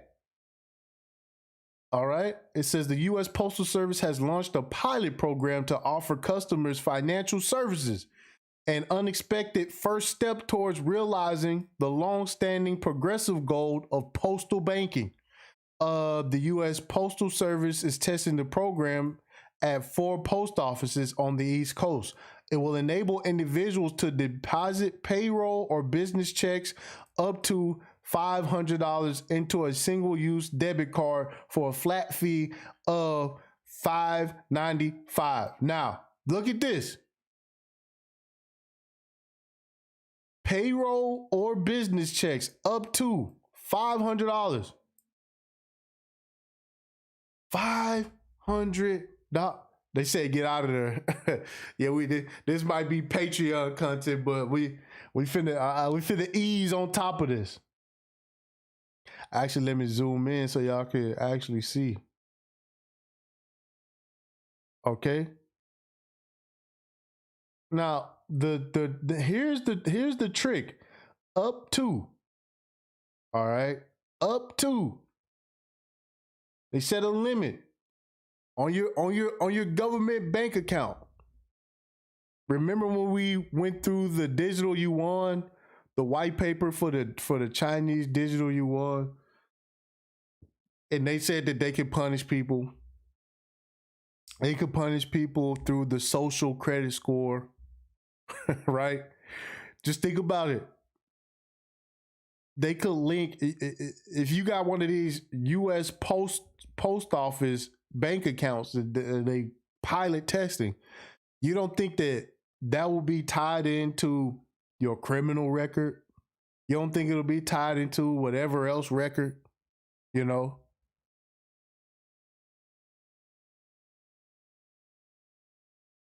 Sigma the Prince says post offices have always been labeled as a type of bank. That's why they do passports. Well, they had a history of banking in the past too. I haven't fully done my research on it, but I don't think it was anything like what they doing pilot testing on. Yeah, you could get money orders at the post office. Yeah. Post office had, I don't know if you can still do, but post office used to have $2 bills. Post office used to have like weird coins and stuff too. Yeah, your credit scores and stuff like that. So it says the offering is a far short of the much more comprehensive suite of financial services many advocates and left-leaning lawmakers have sought for years. But it still takes U.S. Postal Service in a surprising direction under the leadership of embattled Postmaster General Louis DeJoy. Yeah. Remember, the post office was knee deep in the election process. Like, you know what I'm saying? I'm just saying.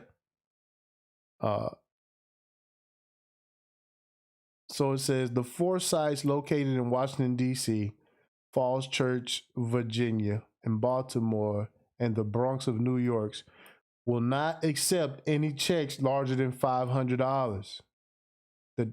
See, this is what I'm saying, right? Like, if it doesn't accept checks larger than $500, right? Like, it's already behind. You see what I'm saying? I can send $1,000, $2,000 through Cash App, right? Zeal and all that. I could send 5 bands. You know, PayPal, you can send like 10 bands. Like the $500 limit, it makes you wonder, like, why? Why is the limit $500?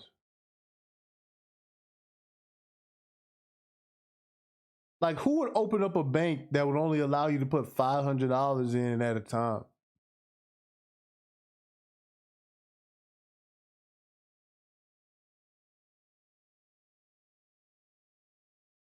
So it says the initial sites and services are meant to be proof of concept tests for the Postal Service. So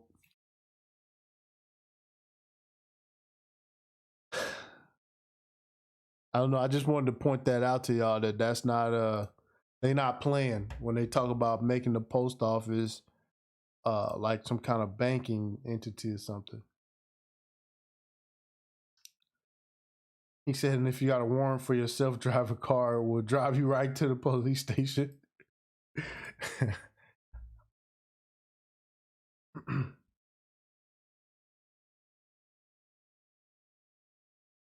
Todd, you gotta chill, Todd. You gotta chill, Todd. I wasn't trying to go there, fam. I wasn't trying to go there. I wasn't trying to go there. But listen, being limited, to $500, deposits, man, kind of spooky. Let's say you mess up, then they limit you to 250. Now you can only put 250 in there. Now you're not allowed. That's exactly what we read in the digital U1 paperwork, in the white paper for the digital U1. It said we can punish you. We can make your overall limit. We can reduce it.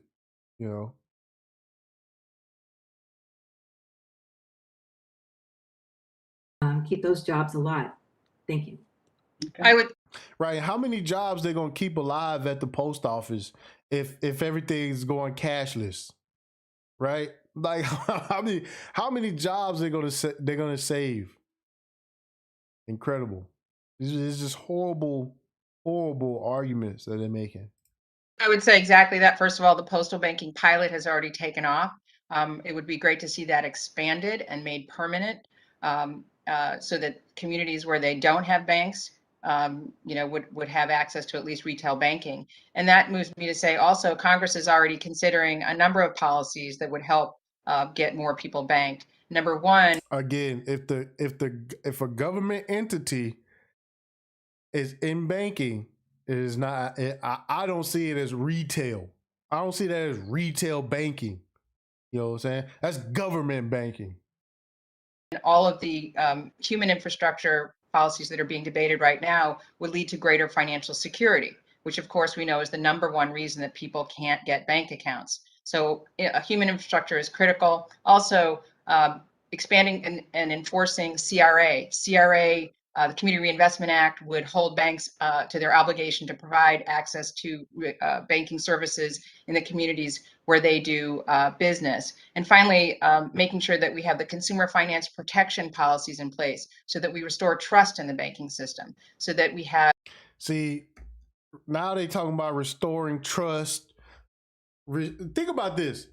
Now they talking about restoring trust in the banking system. Then they talk about the banks left. There's no banks in this area. It's like maybe it's got something to do with this trust that you're talking about that's not there. Nobody don't trust banks no more. You see, like I said, all of these arguments are fake. All of these arguments are fake. Make sure that people are not victims of unfair, deceptive, and abusive practices in banks and non-banks. We could start with making sure that we have, for instance, I would say a rate cap for consumer loans so that we don't have usurious practices like payday lending that continue. I think all of those things would help get more people banked. Great. Thank you very much. And Mr. Chairman, I've got a few seconds. I'll yield back. The gentlelady yields back. The chair now recognizes Mr. Timmons of South Carolina for 5 minutes of questions. Thank you, Mr. Chairman. I must say I'm a bit perplexed by all this. We want to help the unbanked and underbanked become more banked, but this proposal wants to make it easier to stay underbanked and unbanked by removing an incentive to increase Americans' participation in the banking system. Some of my colleagues across the aisle want to track everyone's bank accounts that have $600 or more a year. Came in swinging a hammer. Buddy came in swinging a hammer. Yeah, I haven't seen this. So, this that talk, walking heavy. Again, That's a good point, because the pilot program that they bring in with the U.S. Postal Service, they only allowing $500 deposit. And again, Biden did put in the infrastructure bill that they do want to watch everybody's account that has over $600, which is most adults. You know, most adults on payday gonna have more than $600 in their account. You know, and even if you don't make $600 or whatever, you could stack up $600 fairly easy as a grown adult, a grown working adult. So yeah, he came in swinging that hammer like, yo, listen, why y'all have all this concern, right? And then y'all want to monitor the banks. You know what I'm saying? Y'all over on the left, y'all want to monitor people's bank accounts. But then it's like y'all want to get people into the bank accounts. Maybe that's got a reason. Maybe that's got something to do with the reason why people are becoming unbanked. And an attempt to get people to pay more taxes, but we also want to make it easier to get to use cash. And I mean, I guess the last thing is, as a small business owner, some of the biggest challenges that we faced were with cash. There was one night, I'm in a CrossFit gym, Swamp Rabbit CrossFit, and we have one coach coaching the class. There's a class with, I don't know, 10, 15 people in it. And I came by one night and there was like, I don't know, $5,700 in the cash register. Normally we kept, I don't know, 100, but two couples had paid their entire annual membership. So, you know, I theoretically, if that was going to happen on a regular basis, I would have had to have hired a new person to sit out there. I would have had to have maintained security over it. That was a one-off thing, and we made sure it never happened again. But again, businesses make their own decisions. So here we are trying to make it easier for people to stay unbanked. We're going into the small business owners' decisions on how to survive as a small business owner, which is extremely challenging, by the way. And we want to track people's money to get more taxes, but we also want to let them use cash to avoid taxes. So there's just a lot of things. And honestly, maybe the most shocking thing about all of this, which is the most confusing, is that this is a bipartisan proposal. So I guess I'm just going to start with Professor Zwicky. Help me understand this. Yeah, it is bipartisan. And because again, what y'all have to understand is this is the banks with the tanks. All right. This is the banks with the tanks. That's what's going on. Once again, before we go any further, stop disrespecting my live stream. Hit the like button. If you are new to the channel, hit the subscribe button. And share it with your people. All right? Share it with your people. Because when the shit hit the fan and money is gone, and you know, if you want UBI, gonna have to get this post office bank account. All right, so this is how it's laying out, and they're gonna call it public banking instead of government banking. It's funny. I'm not sure what I can say other than that I think a sensible policy would be one that eliminates barriers to people getting bank accounts who want bank accounts. I think a sensible policy means creating regulatory reforms to expand access to bank accounts for those who want it. And I think that we should be aware of these trade-offs that you're talking about with cash, involving tax evasion, the cost it imposes on businesses, and the risk of crime and the like. And I think this is one of those situations, Representative, where one size fits all doesn't seem to fit very well for a lot of businesses, for a lot of consumers. Let's just talk about the origins of this issue. I mean, what's the single biggest factor that has led to businesses deciding to stop accepting cash payments? The pandemic, quite clearly. Sure. And, you know, I just find it ironic that the party of government mandated lockdowns and forced businesses, the government mandated lockdowns that forced businesses to adapt. He come in here talking that shit, man. The people who wanted to shut down everything, the people who said everything was spreading everything, are advocating for cash. Uh-oh. Oh no. Oh no. Oh no. The people who said we gotta do shutdowns, we gotta social distance, you know what I'm saying? We gotta wear a mask, are fighting for physical cash that goes hand to hand, environment to environment. And hey, man, listen. He came in swinging a hammer, man. Listen, hey, why y'all trying to hold on to dirty cash? You know, I thought we were supposed to be social distancing. You know, right? Ouch. Ouch. Or die. Now I want to tell businesses what form of payment they can and cannot accept.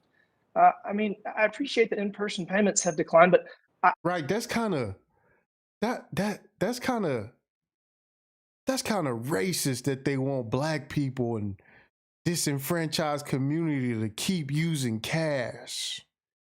I'm trying to, hey man, wait a minute. If we have to make this a race issue, right? Because they said this is segregation. Why do they want black people to keep using cash?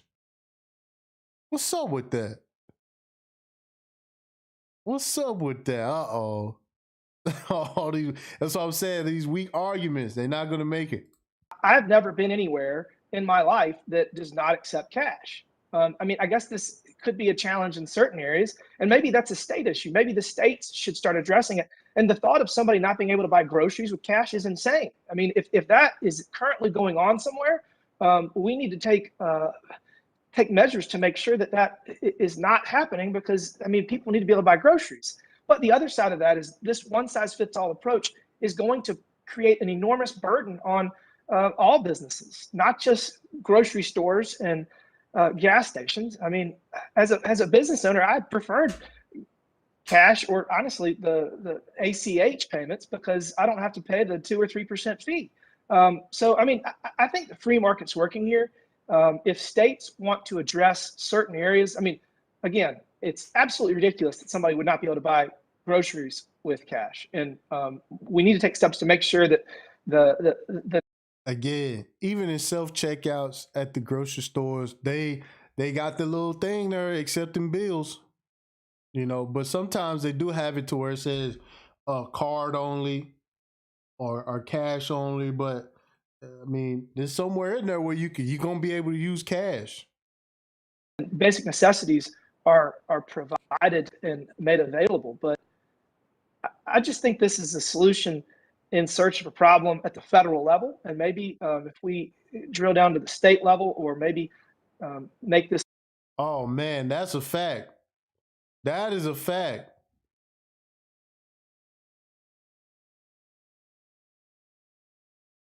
That is a fact. Day trader, that is a fact. The same place that sell groceries sell debit cards. Yes, prepaid cards. Yeah, at the grocery store you can load prepaid debit cards. So if you give them cash at the register, they're able to load prepaid debit cards. That is a figgity fact. All right, that is a fact. John Phillips said this is Agenda 2030 coming into play. He's speaking this to disenfranchised people so that he give the trick bag talk to have states urge people to start nuclear economies. Much more targeted, we could move it in the right direction. But I think I would agree with you, Representative, which is I've not been able to find any evidence that businesses, the small number of businesses who've chosen to do this, as you said, it's very profitable for them to take cash. I've seen no evidence that there's any ill intent here. It's situations where people have been subject to robbery repeatedly, crime. It's situations in which they made investments after the pandemic, and it's very expensive to accept cash. It's new startups. I haven't seen any reason to believe that there's anything. Professor, wrong. I'm sorry, we're out of time. I appreciate it. Mr. Chairman, I yield back. Thank you. Thank you. The gentleman yields back. The chair now recognizes the gentlewoman from Michigan, Ms. Tlaib, for 5 minutes of questions. Thank you so much, Chairman Green, for always being so incredibly thoughtful in bringing, especially many of my neighbors who are talking about this issue, to Washington, to Congress, so that we can remain connected to, again, the struggles and challenges of our families. I represent the third poorest congressional district in the country. So this is something that I think is at the forefront of some of the struggles. I mean, it is not free to bank in our country. It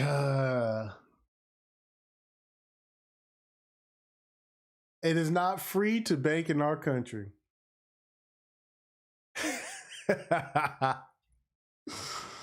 It is not free to bank in our country. Yo, man, the free bank is coming. I'm telling y'all, the free bank is, the sheep are begging for this free banking, free public accounts, and they want this. I'm telling y'all, they want this. Look how she laughing. Look how she laughing.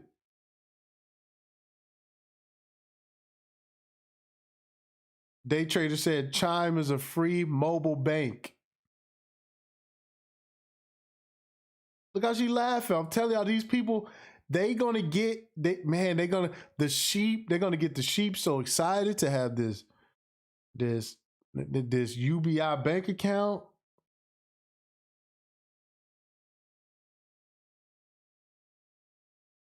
So I have the Federal Reserve has found that 6% of the U.S. Adults are unbanked and another 16% are underbanked. I know one out of four in Detroit, an 85% Black city, don't. See, and what is underbanked? Like, you don't have enough bank. Like, either you're unbanked or you're underbanked. Like you don't have enough bank control over you.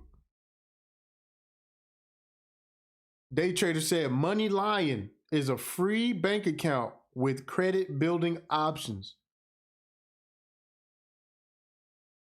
So listen, these people, they are going to do it. And they're going to have all of the sheep lined up to get right on the dole of Big Brother. Big Daddy government finna hook these people up. Have access to a savings account or a checking account. Many of these are, unbanked or underbanked individuals are experiencing economic distress. They're living check by check. Their lack of access to banking compounds the difficulties they have in accessing housing, credit, and other essential services. So we need to understand there aren't structures in place right now, I think, to support working class individuals, again, majority being my neighbors, in that regard. And I understand the struggle of trying to figure out what we're doing here. I think just talking about this issue and figuring out how do we fix it, because as a result, even though the pandemic has accelerated the trend towards digital payments, cash remains the primary payment method for 35 million Americans. 35 million. And that's 14% of our population. We know that it is expensive to be poor in our country. Even as financial institutions offer so-called low-cost bank accounts, so-called like free checking, it is rarely free, y'all, particularly for low-income families and individuals who may struggle to maintain a balance.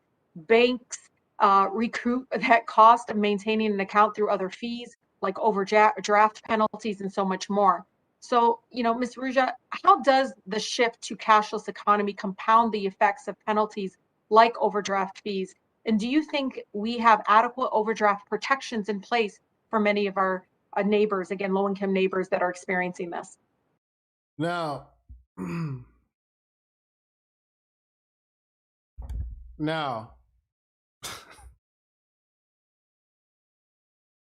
this is what I do. When I open a bank account,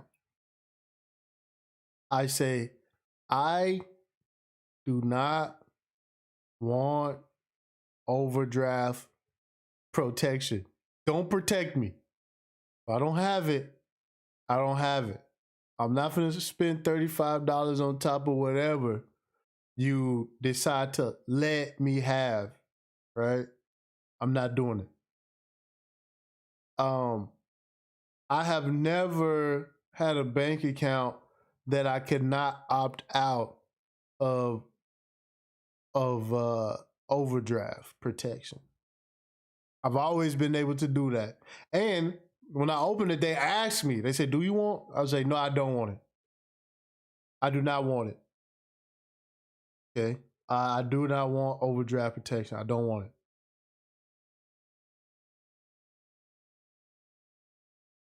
He said last year was resist. This year is comply. Let's go. Yeah. Says, why are the world's leading consumers telling me what to do with my money? No, you can't take it serious.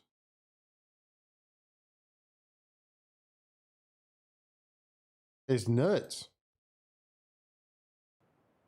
Thank you, Congresswoman. I think that a cashless, certainly in the case of cashless retail, where people are required to have some kind of credit or consumer credit card, definitely widens the field for the kinds of abuses that you're talking about, the kind of, hidden fees, overdraft charges. In many cases, we have a coaching program and we have a counseling program, housing counseling program, and people are struggling to manage their budgets and make sure that they are not doing things to make their credit worse. So, to force people to move into situations where they're in danger of going into overdraft more often. And how do you force somebody into getting in a situation where they're in danger of overdrafting? Like how do you I'm telling y'all, man, the sheep are going to love this. They're gonna love it. By subjecting them to the kind of cybersecurity problems, identity theft, would exacerbate the problem. And Ruja, I can tell you, I mean, it could be the littlest things, one day, not being able to get your child to school and having to spend a little bit more on gas or having a flat tire. I mean, so many various emergencies can really impact a family, just automatically set them back even 2 months. I know, Ms. Garcia, what role can creation of a public banking infrastructure can play here, such as postal banking? I know you talked about that, offering debit credits, debit cards automatically tied to individual Fed accounts. Fed accounts. Oh, yeah. I told y'all. I said it. Go back. Look at the old live streams that we did last year where I showed y'all Visa was getting the patent. Okay. The Visa was getting the patent for the government for universal basic income payments. Okay. This is not conspiracy theory. I showed the documents. I showed you the evidence. I showed you that this stuff is coming. I told you last year we was talking about this stuff was coming. Listen what this lady, this is what they begging for. This is what they begging for right here. Right here. Debit cards automatically tied to individual Fed accounts back even 2 months. I know, Ms. Garcia, what role can creation of a public banking infrastructure? A public banking infrastructure, okay? Switch that with government banking infrastructure. Can play here, such as postal banking. I know you talked about that, offering debit credits, debit cards automatically tied to individual Fed accounts. Fed accounts. What the fuck is a Fed account? What is a Fed account? Okay.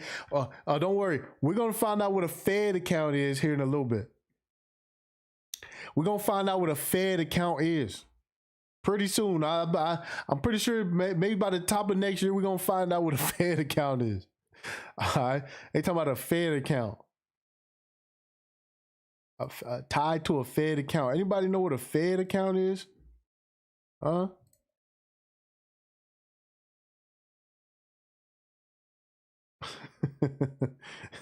What is it? What is a Fed account? Play in mitigating the effects of cashless economy and bridging that gap between the banked and the underbanked. Yes, Underbanked. well, you definitely cited a very important element of one of the benefits of public banks, certainly greater accessibility and creation of banks that are using community input into what the community really needs.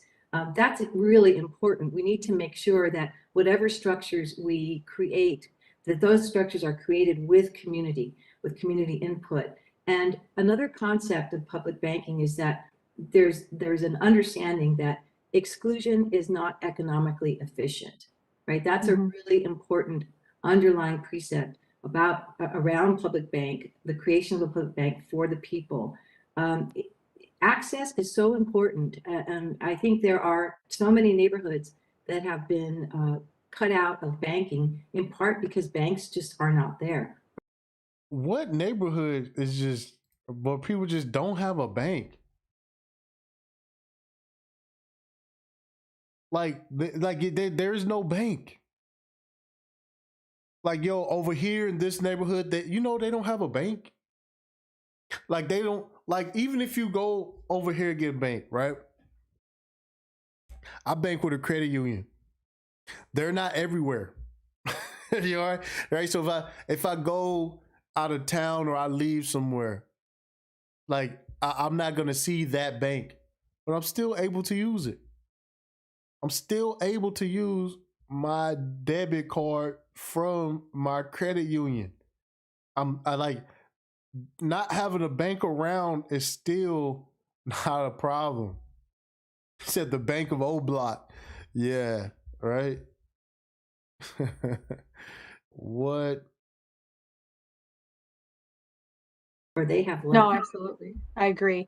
I'm also really concerned, and Mr. Chair, I think I'm very concerned about that shift towards a cashless economy, is placing more power and more data in the hands of unaccountable technology companies. For example, Google now has access to 70% of the nation's credit and debit card transactions via data sharing agreements. Very scary, y'all. In 2019, Amazon integrated with WorldPay, a company that had already processed more than 1.7 trillion in payments annually. These are companies then that sell the biometric payment data that have collected to other third parties with little to no regulation. And as corporations leverage their market power to keep consumers within their ecosystem, consumers deserve public alternative to big. Time has expired. Thank you, Mr. Chair. I'm so sorry I ran out of time. Man, listen, these people do not care about debit. They don't care about your information. They do not care about that stuff, man. They just don't. Sorry to tell y'all that. They don't care. You may place it in your comments in the record, of course. Thank you, sir. Again, like,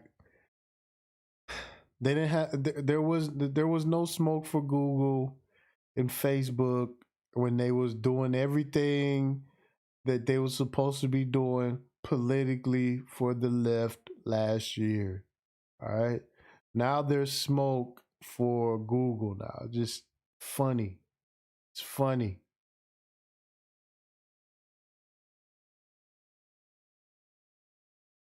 Yeah, exactly, Todd. Yeah, TransUnion, Equifax, and all of the credit score people. Man, what do you think they was doing with that information? The gentlelady's time having expired, the chair will now recognize the gentlewoman from Texas, Ms. Garcia, for 5 minutes of questions.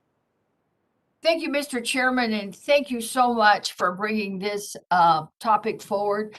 I can tell you that just listening to some of the comments that are being made has, I share Mr. Timmons' frustration, but for a different reason, because I just don't see why some of the remarks that are being made because it seems to me that people aren't getting it. There are poor people that are not going to be able to access those basic necessities of life. I mean, even as something as simple of just handing the cash to a child to get their meal at the school. Oh.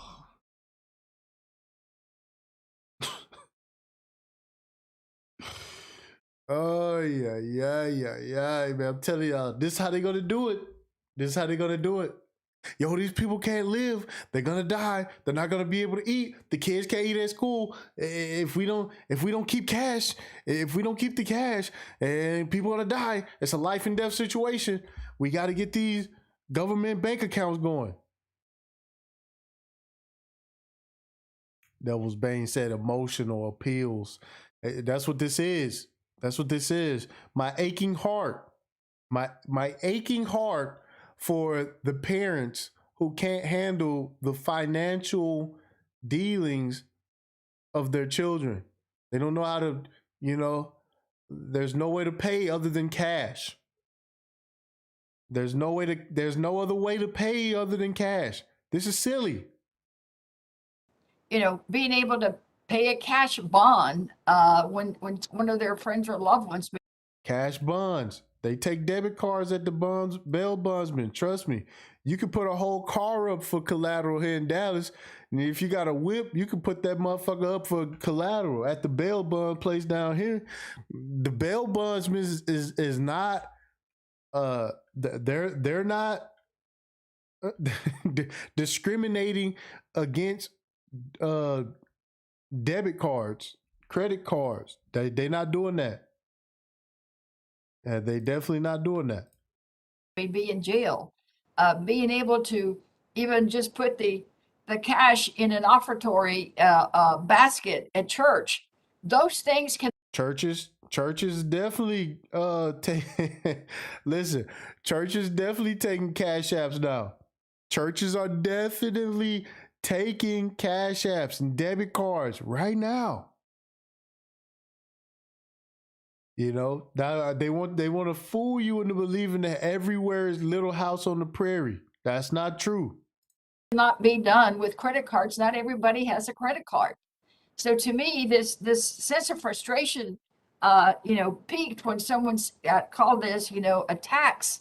I mean, let's put ourselves in the shoes of someone who can't get to a bank, can't get to a credit union, can't get to a bank, man. What?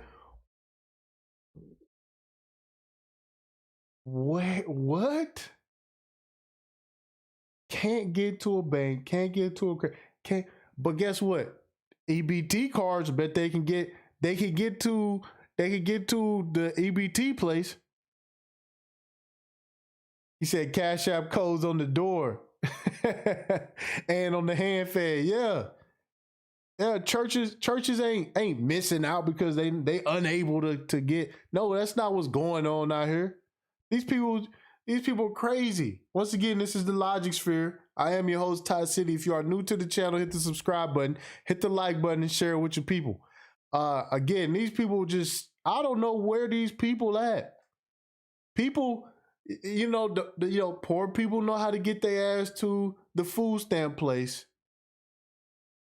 They know how to get their ass to the unemployment office. People know how to get unemployment checks. But for some reason they can't buy a loaf of fucking bread. Man, get out of here. Get out of here. They know how. Hey, listen, people know how to go and get child support checks.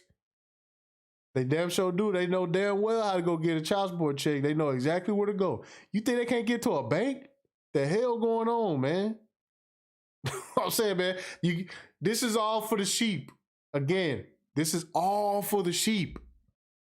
This is all for the sheep. The sheep are going to be repeating all of this. They're going to be repeating this. Watch, when the you-know-what dollar gets unveiled, when this new financial system comes about, you're going to have people repeating these goofy talking points. All right?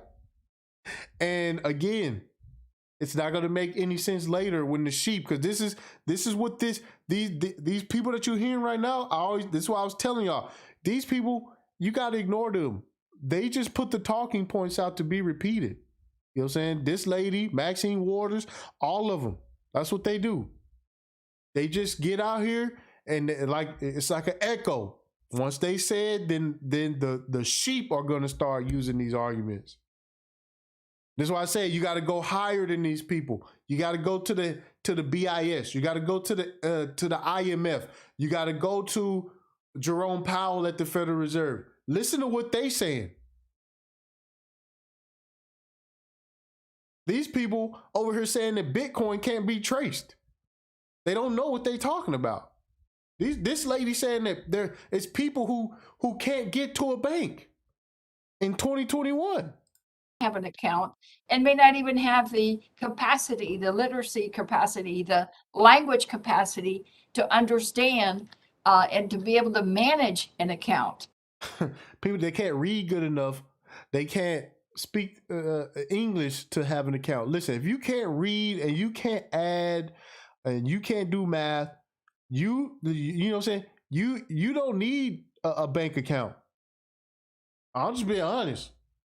You say that people are too dumb to have a bank account. I mean, what do you, man, you can't, man, this is craziness.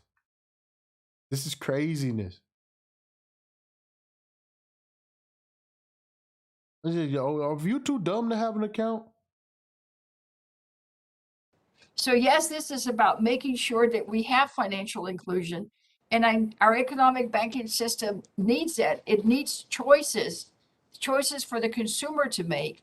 And Mr. Timmons, I'm surprised you've not been to a place that says no cash taken. You know, I think probably like half the vendors at most of the airports that I've been in the last year will simply not take cash. Now, again, Skyfall TV, I appreciate the $5 super chat, man. Thank you.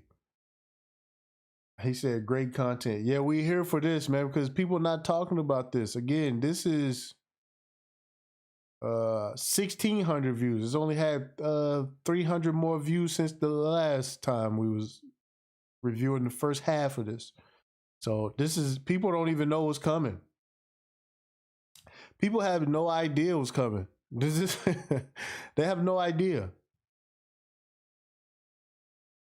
Think about this, right? If people say, hey, we're not taking cash, it must not be that important. They must not be missing out on that much to say, hey, we're not taking cash, right? We're not taking cash. Now, if people are deciding to do that, that must mean something. You know, cash might not be important, but again, I'm going to say this one more time.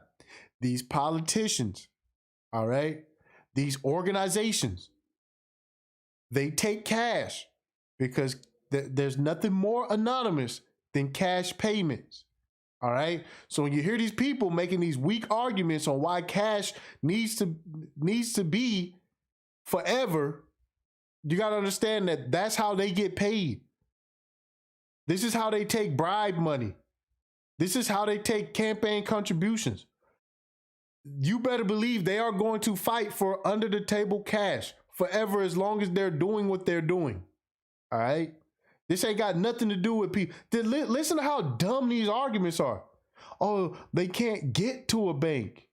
Again, like I said, people can get to food stamps. People can get to child support. People can get to unemployment. People can get to payment methods. They don't have no poor people, disenfranchised people. You know what I'm saying? They can get to unemployment, child support, food stamps. See what I'm saying? Listen to how weak these arguments are. People, oh, you got people that are too dumb. People who can't read. This is like, this is for sheep. This is not for people who understand what's happening. People who see what's going down. This is for the people who are going to be too dumb to realize what happened until it's too late. Okay? Till it's too late.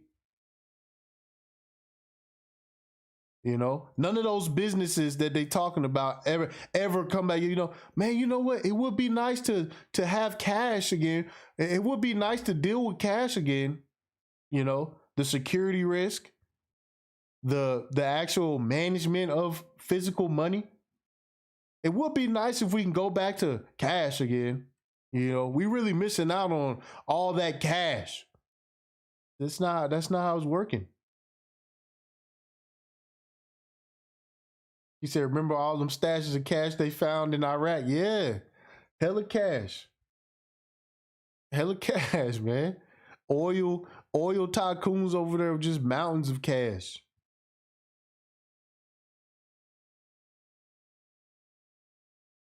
Yeah, if you can't read, what the fuck you need a bank account for? Exactly. You can't even read you can't read your slip, your deposit slip. You can't you can't read your receipt. You can't read. Well, what the hell you know what I'm saying? You don't need a bank. You know, man, I'm telling you. Listen to how dumb and weak these arguments is. I've been through drive-throughs. You know, my personal rule, if it's less than $20, I don't put it on a credit card. Right. Because that's another trick. There's a difference between debit cards and credit cards. I carry cash, but I carry cash more to be able to give people cash tips, because merchants are not only don't give them their tips daily or monthly. Sometimes they even charge back the merchant fee to the wait staff. And Every waiter got Cash App, trust me. And they like when you ask them, say, hey, can I send you a tip Cash App? They'll say yes. They'll absolutely say yes. You damn right you can. Hell yeah, you can. Hell yeah, you can. Send that motherfucker right now. Send that Cash App tip right now. Absolutely. Yeah, she carried cash. This old ass lady carried cash.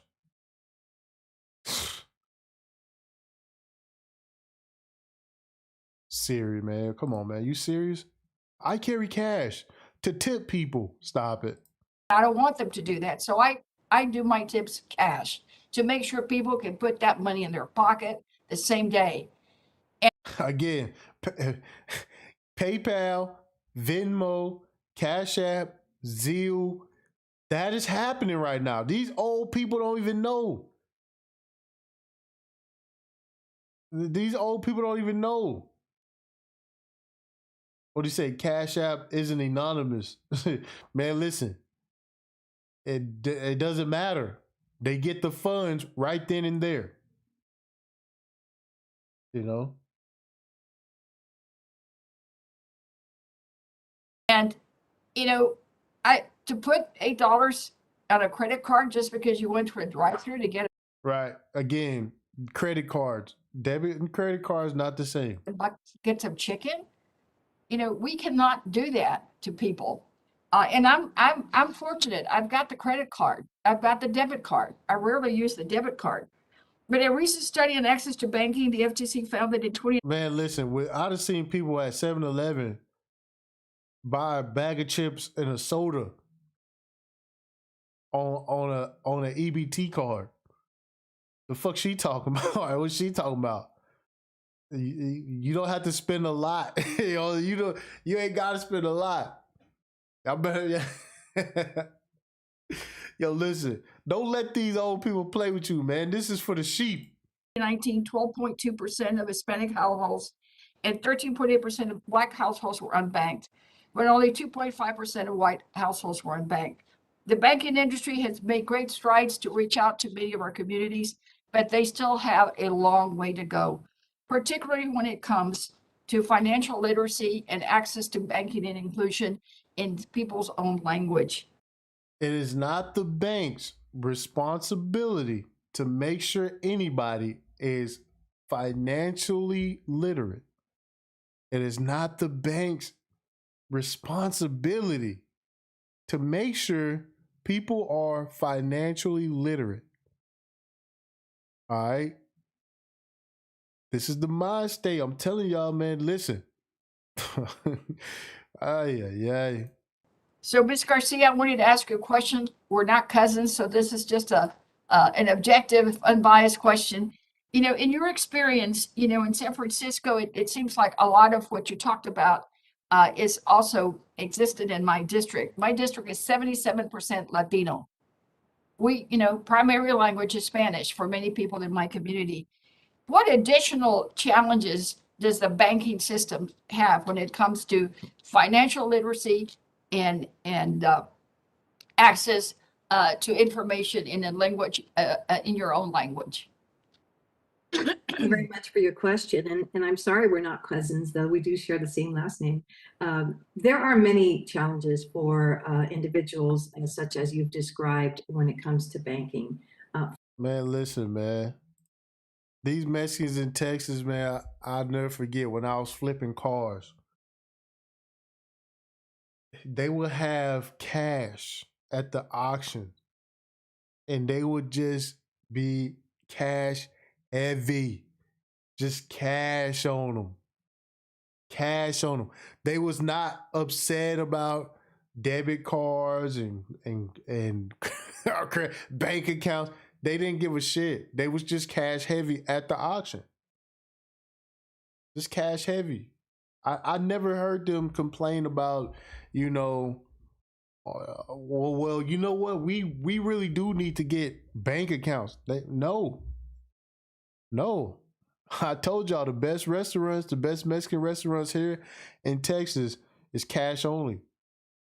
Okay, they not finna play the games of you know, having what they make on record. That ATM's in the restaurant. Okay, well, you can go to the ATM. Okay, go to the ATM, get the cash out and pay the people, man.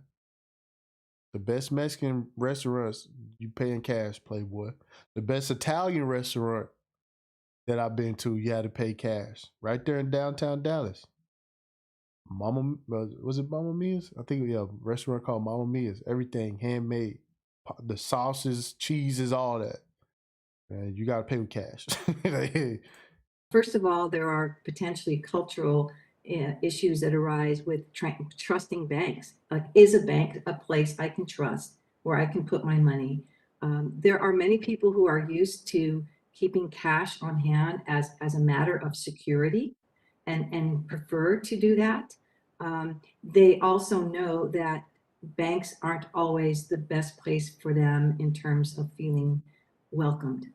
And it may be hard for people who don't have that experience to understand what it feels like to be an outsider, but this is a very real perception for many members of our community. We talk a lot about the future here, but we also need to deal with the present. How do we help people now? And if we're moving to That's what I'm saying. Helping people who don't want help or who aren't asking for help, like they create a problem.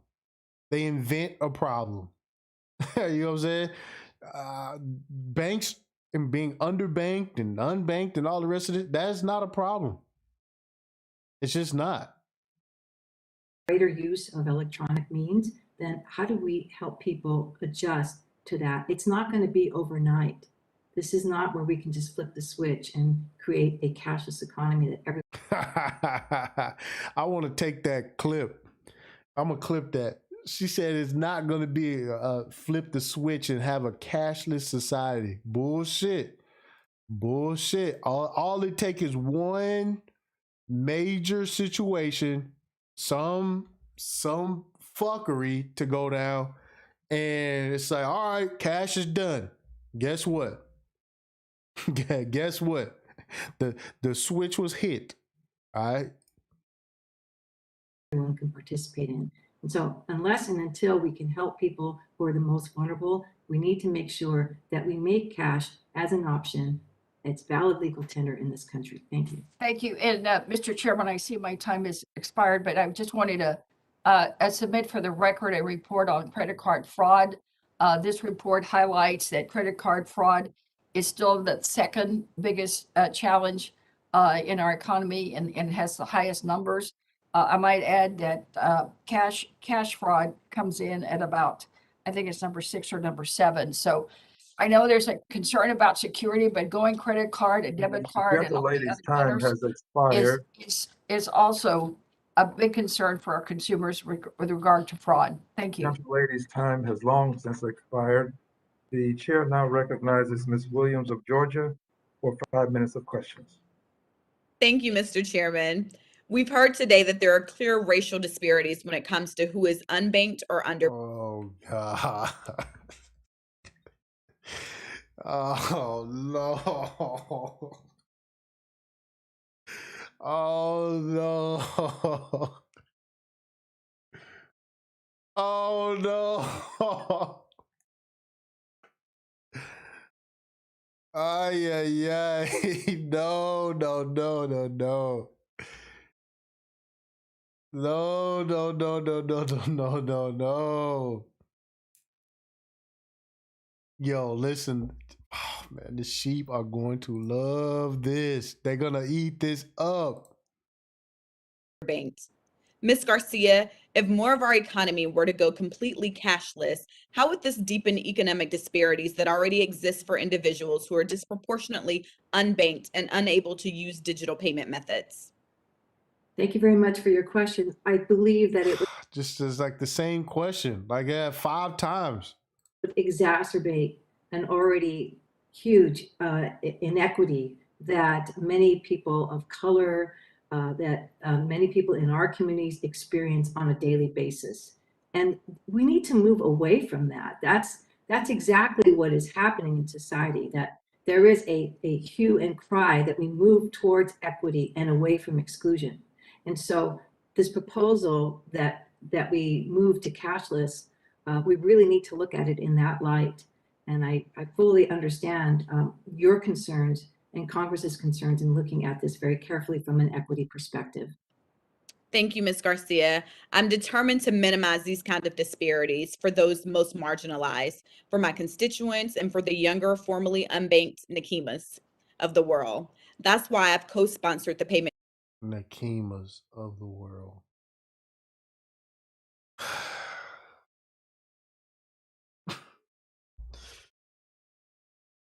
Choice Act, which ensures retail businesses continue to accept cash for payment. Representative Valdez, what impact would passing this legislation have now, while numerous businesses still do accept cash, to ensure financial inclusion while setting a predictable standard for businesses? Well, thank you, Congresswoman Williams. This has been, since we've passed on Colorado, we've heard a lot from constituents who have been able to shed light on this issue within their communities at local merchants. If we don't pass this, I believe people will continue to move in the direction of excluding cash for a variety of purposes that we've heard. Yo, people are going to exclude cash because it's just the wave. It's just the wave. That's just what it is. Like, this is just like the next progression of financial technology is not paper anymore. It's just not. You know, I mean, people trying to hang on, but it's not going to work.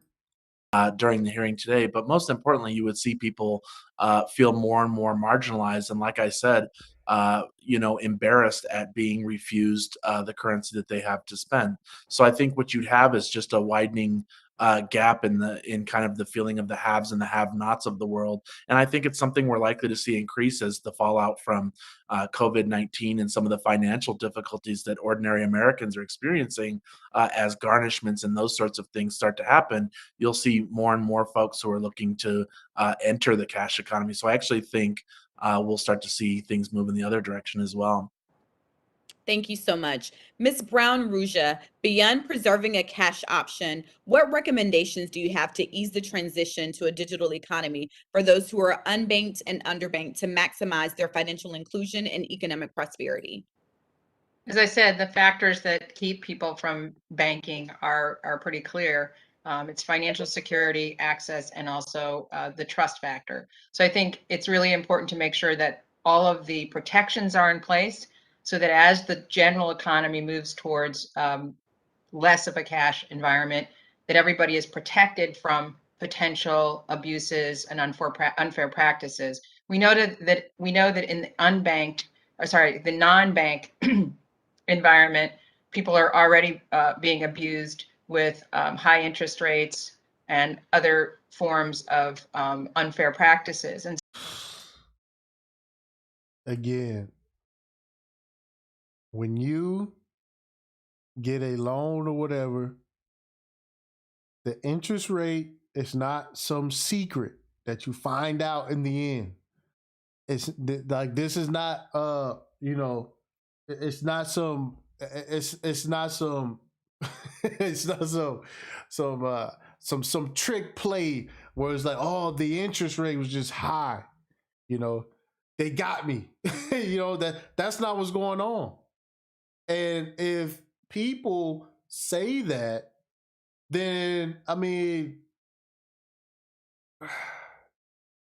and they put race on it, it's like, well, what are you saying about your community? What are you saying about your what do they say, constituents?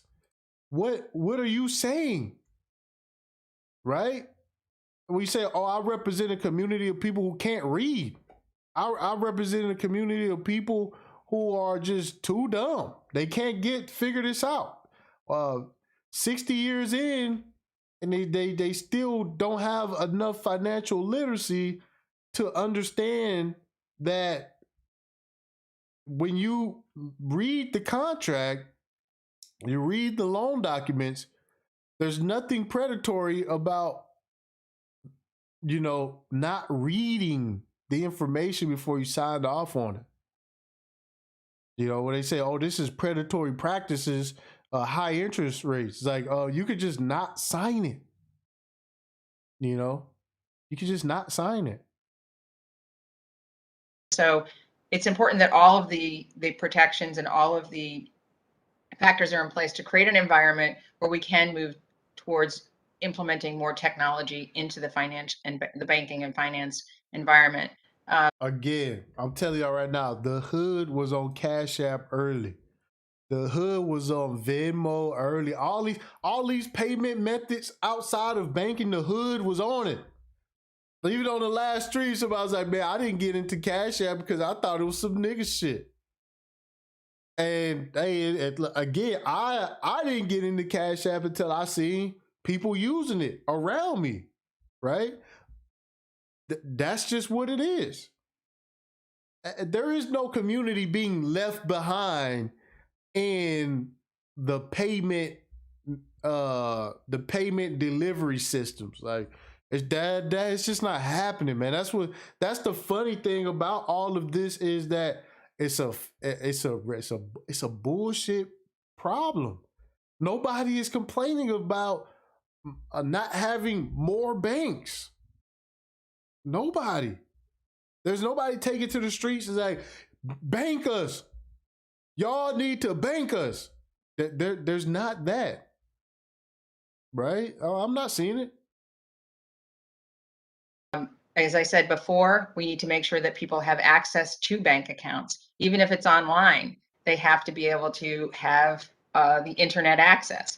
So there's the access factor, making sure that the Community Reinvestment Act is expanded and enforced, and making sure that all of the agencies like the CFPB and the FTC have the tools to make sure that there are not abusive, unfair, and deceptive practices going on in the world of fintech and technical financial practices.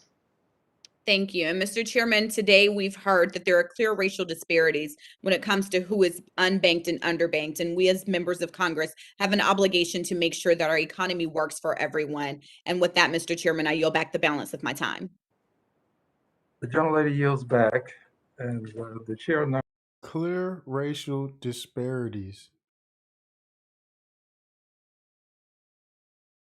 about bank accounts. Now, you can say loans, red line and stuff like that, but as far as having a bank account, man, you have to show me that.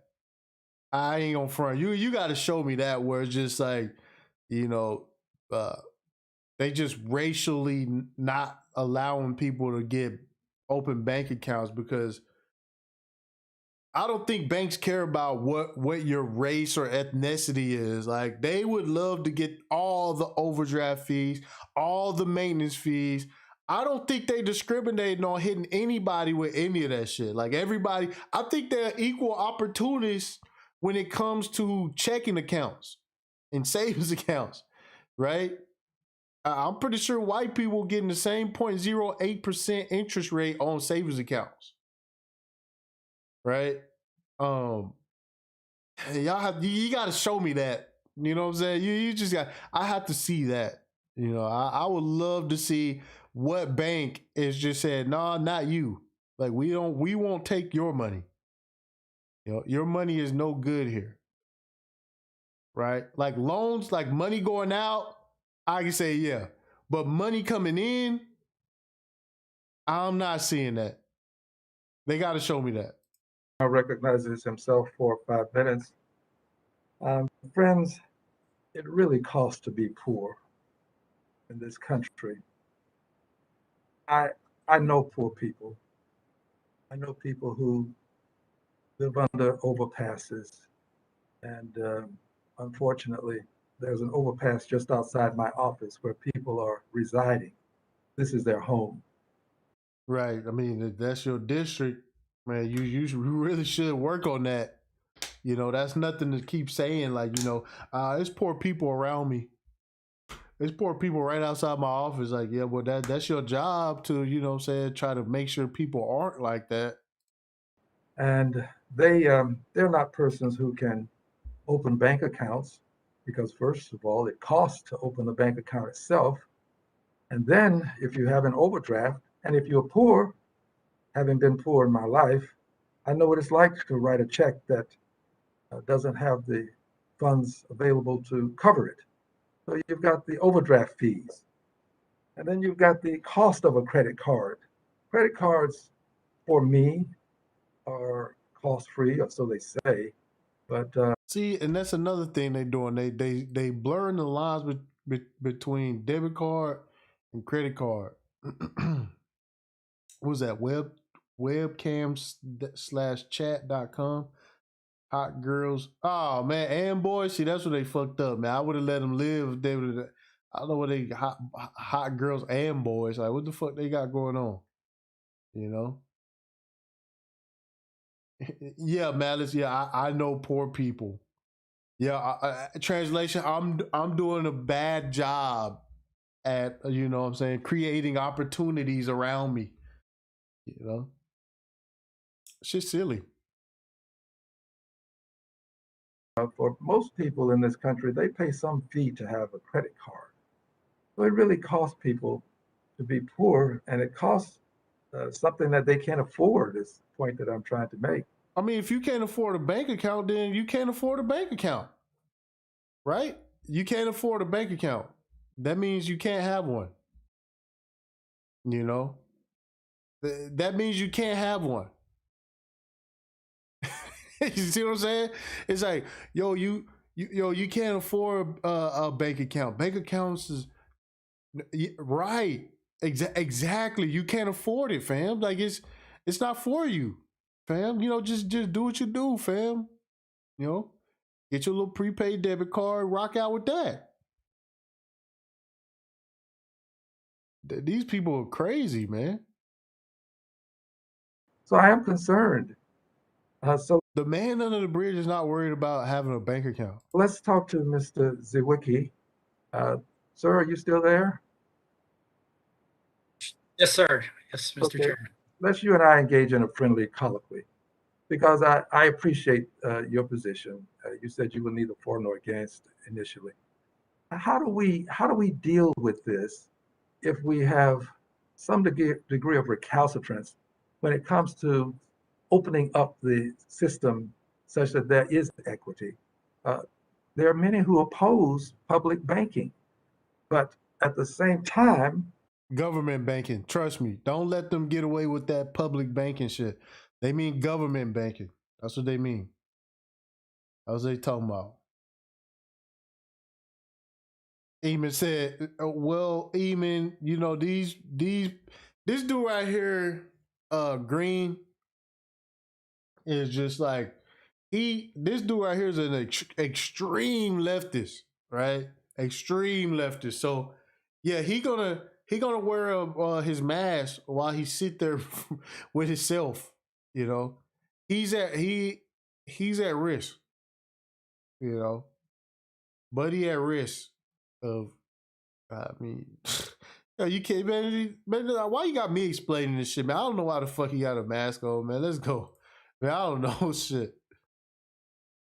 They would have persons have bank accounts. So how do we deal with this, in your opinion, having studied this? Thank you. It's a great question. I appreciate the question. The way I think of this is, first, I think this dichotomy we have between being banked and unbanked, I think is something that doesn't really work very well anymore. I think that there are a lot of people who really need access to payments who don't need all the bells and whistles and expense and complications of a bank account. And I think that there are ways we can facilitate that for simple online payment platforms. Prepaid cards can sort of merge into that. I think Exactly. Prepaid cards. They already got it. one of the ways of dealing. As we do this, I may interrupt from time to time, but I'm going to do so respectfully. Many persons don't have the technology to engage these platforms. How do you deal with that? And that's obviously the biggest challenge here. I would agree. I think that one of the things we should be looking at is expanding who can be a bank. For example, I think Walmart tried to get a bank, start a bank about 10 years ago, and the incumbent banks kept them from doing it. Yeah, the incumbent banks. Let me tell y'all, you don't just become a bank. This is the same issue that Facebook is having. Facebook tried to create a digital currency, right? The Libra Foundation, the Libra coin, and the banks with the tanks came in and said, if you don't knock it off, right? And then they try to come back again. They renamed the project DM. And the banks with the tank right now came out. Now they got whistleblowers. All right. That's what's going on with Facebook. Walmart tried it. And they said, if you don't fucking knock it off, Walmart. And guess what Walmart did? They knocked it off. You don't know. Yeah, this dude said the incumbent banks. Now the banks with the tank said no. Okay. No. Okay, think about this. Walmart, International, everywhere. Okay? Think about it. Facebook, International, everywhere. Now, Walmart has the infrastructure. Why not use Walmart? Right? Walmart would be damn near just as accessible as your post office. Right? If you want a bank, you even got neighborhood Walmarts in the middle of neighborhoods. Right? Servicing communities. You know, Walmart, even Walmart, they said no, hell no. The only let me summarize this. I'm not even gonna finish the rest of this video. Let me get on the big screen real quick. Talk to y'all real quick. Okay. Okay. The only solution to this is going to be Big Daddy government. All right. That's it. There will be no Walmart is going to come through with the payment system. Facebook going to come through. No, the only solution is going to be Big Daddy government. That is it. That is it. All right. That is it. Again, there. Matt Lizette said, "Don't say that." I'm sorry. I'm sorry. There isn't going to be a Tether dollar on top of the Tron blockchain, on top of Ethereum. That's not it. You know what I'm saying? And that's my clue. And that's what I'm just gonna give to y'all. I'm not gonna go in more in depth with that. Y'all know I'm doing crypto on the Patreon. All right. If you want to join us for that discussion, join the Patreon. Okay. Join at the $25 level, and that's where everything goes down. Okay. So let's do a quick refresh. Okay. Whenever you hear public banking, understand that they mean government banking. All right. Whenever you hear people say unbanked and underbanked, just say not controlled. Their money is not controlled. Right? That's how you got to when they say unbanked, underbanked, that means their money is not controlled. All right. And that's the problem. That's the real issue. Whenever you hear these politicians say we got to keep dollars, that's because, again, campaign contributions, donations, and all of that under the table stuff, politicians get paid in cash. There's nothing more anonymous than cash. This is why you're going to have these politicians say, these poor people, they can't get money. There's no way for them to buy food. They have to become that extreme because that's how ludicrous that argument is. All right. So again, this is for the sheep. People who understand know that this is a complete joke, right? A complete joke. Okay. They know that this is total dumbness. They know that. All of these leftist, left-leaning politicians saying, hey, we need to do social distance, wear your mask, shut down the city, are pro physical cash. We talking about before the pandemic happened, people were already doing traces on dollars and money, and they were finding cocaine on money. You know what I'm saying? They were finding all kind of germs on money. Money was dirty before the pandemic. This is not a secret. People know how dirty money is. All right. Now you got all these politicians on the left saying we can't get away from dollars. That is not by accident. This whole thing, if it sounds silly to you, it's because it is silly to you. And we are at the 2 hour and 49 mark. I appreciate y'all for rocking with your boy. Again, hit the like button on the way out. If you already subscribed, you might want to hit the bell notification too, because I looked at my analytics and it said that, you know, a very small percentage of my subscribers are finding my video through the alerts. So, yeah, help me out with that.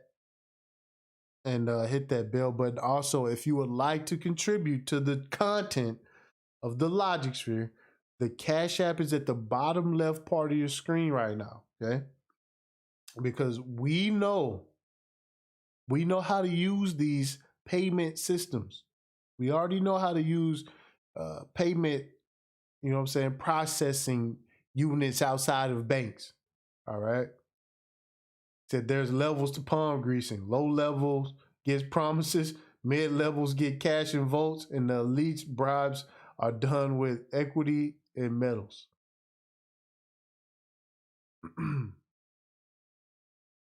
So listen, again, don't get it twisted. The only solutions to all of this is going to come through the government.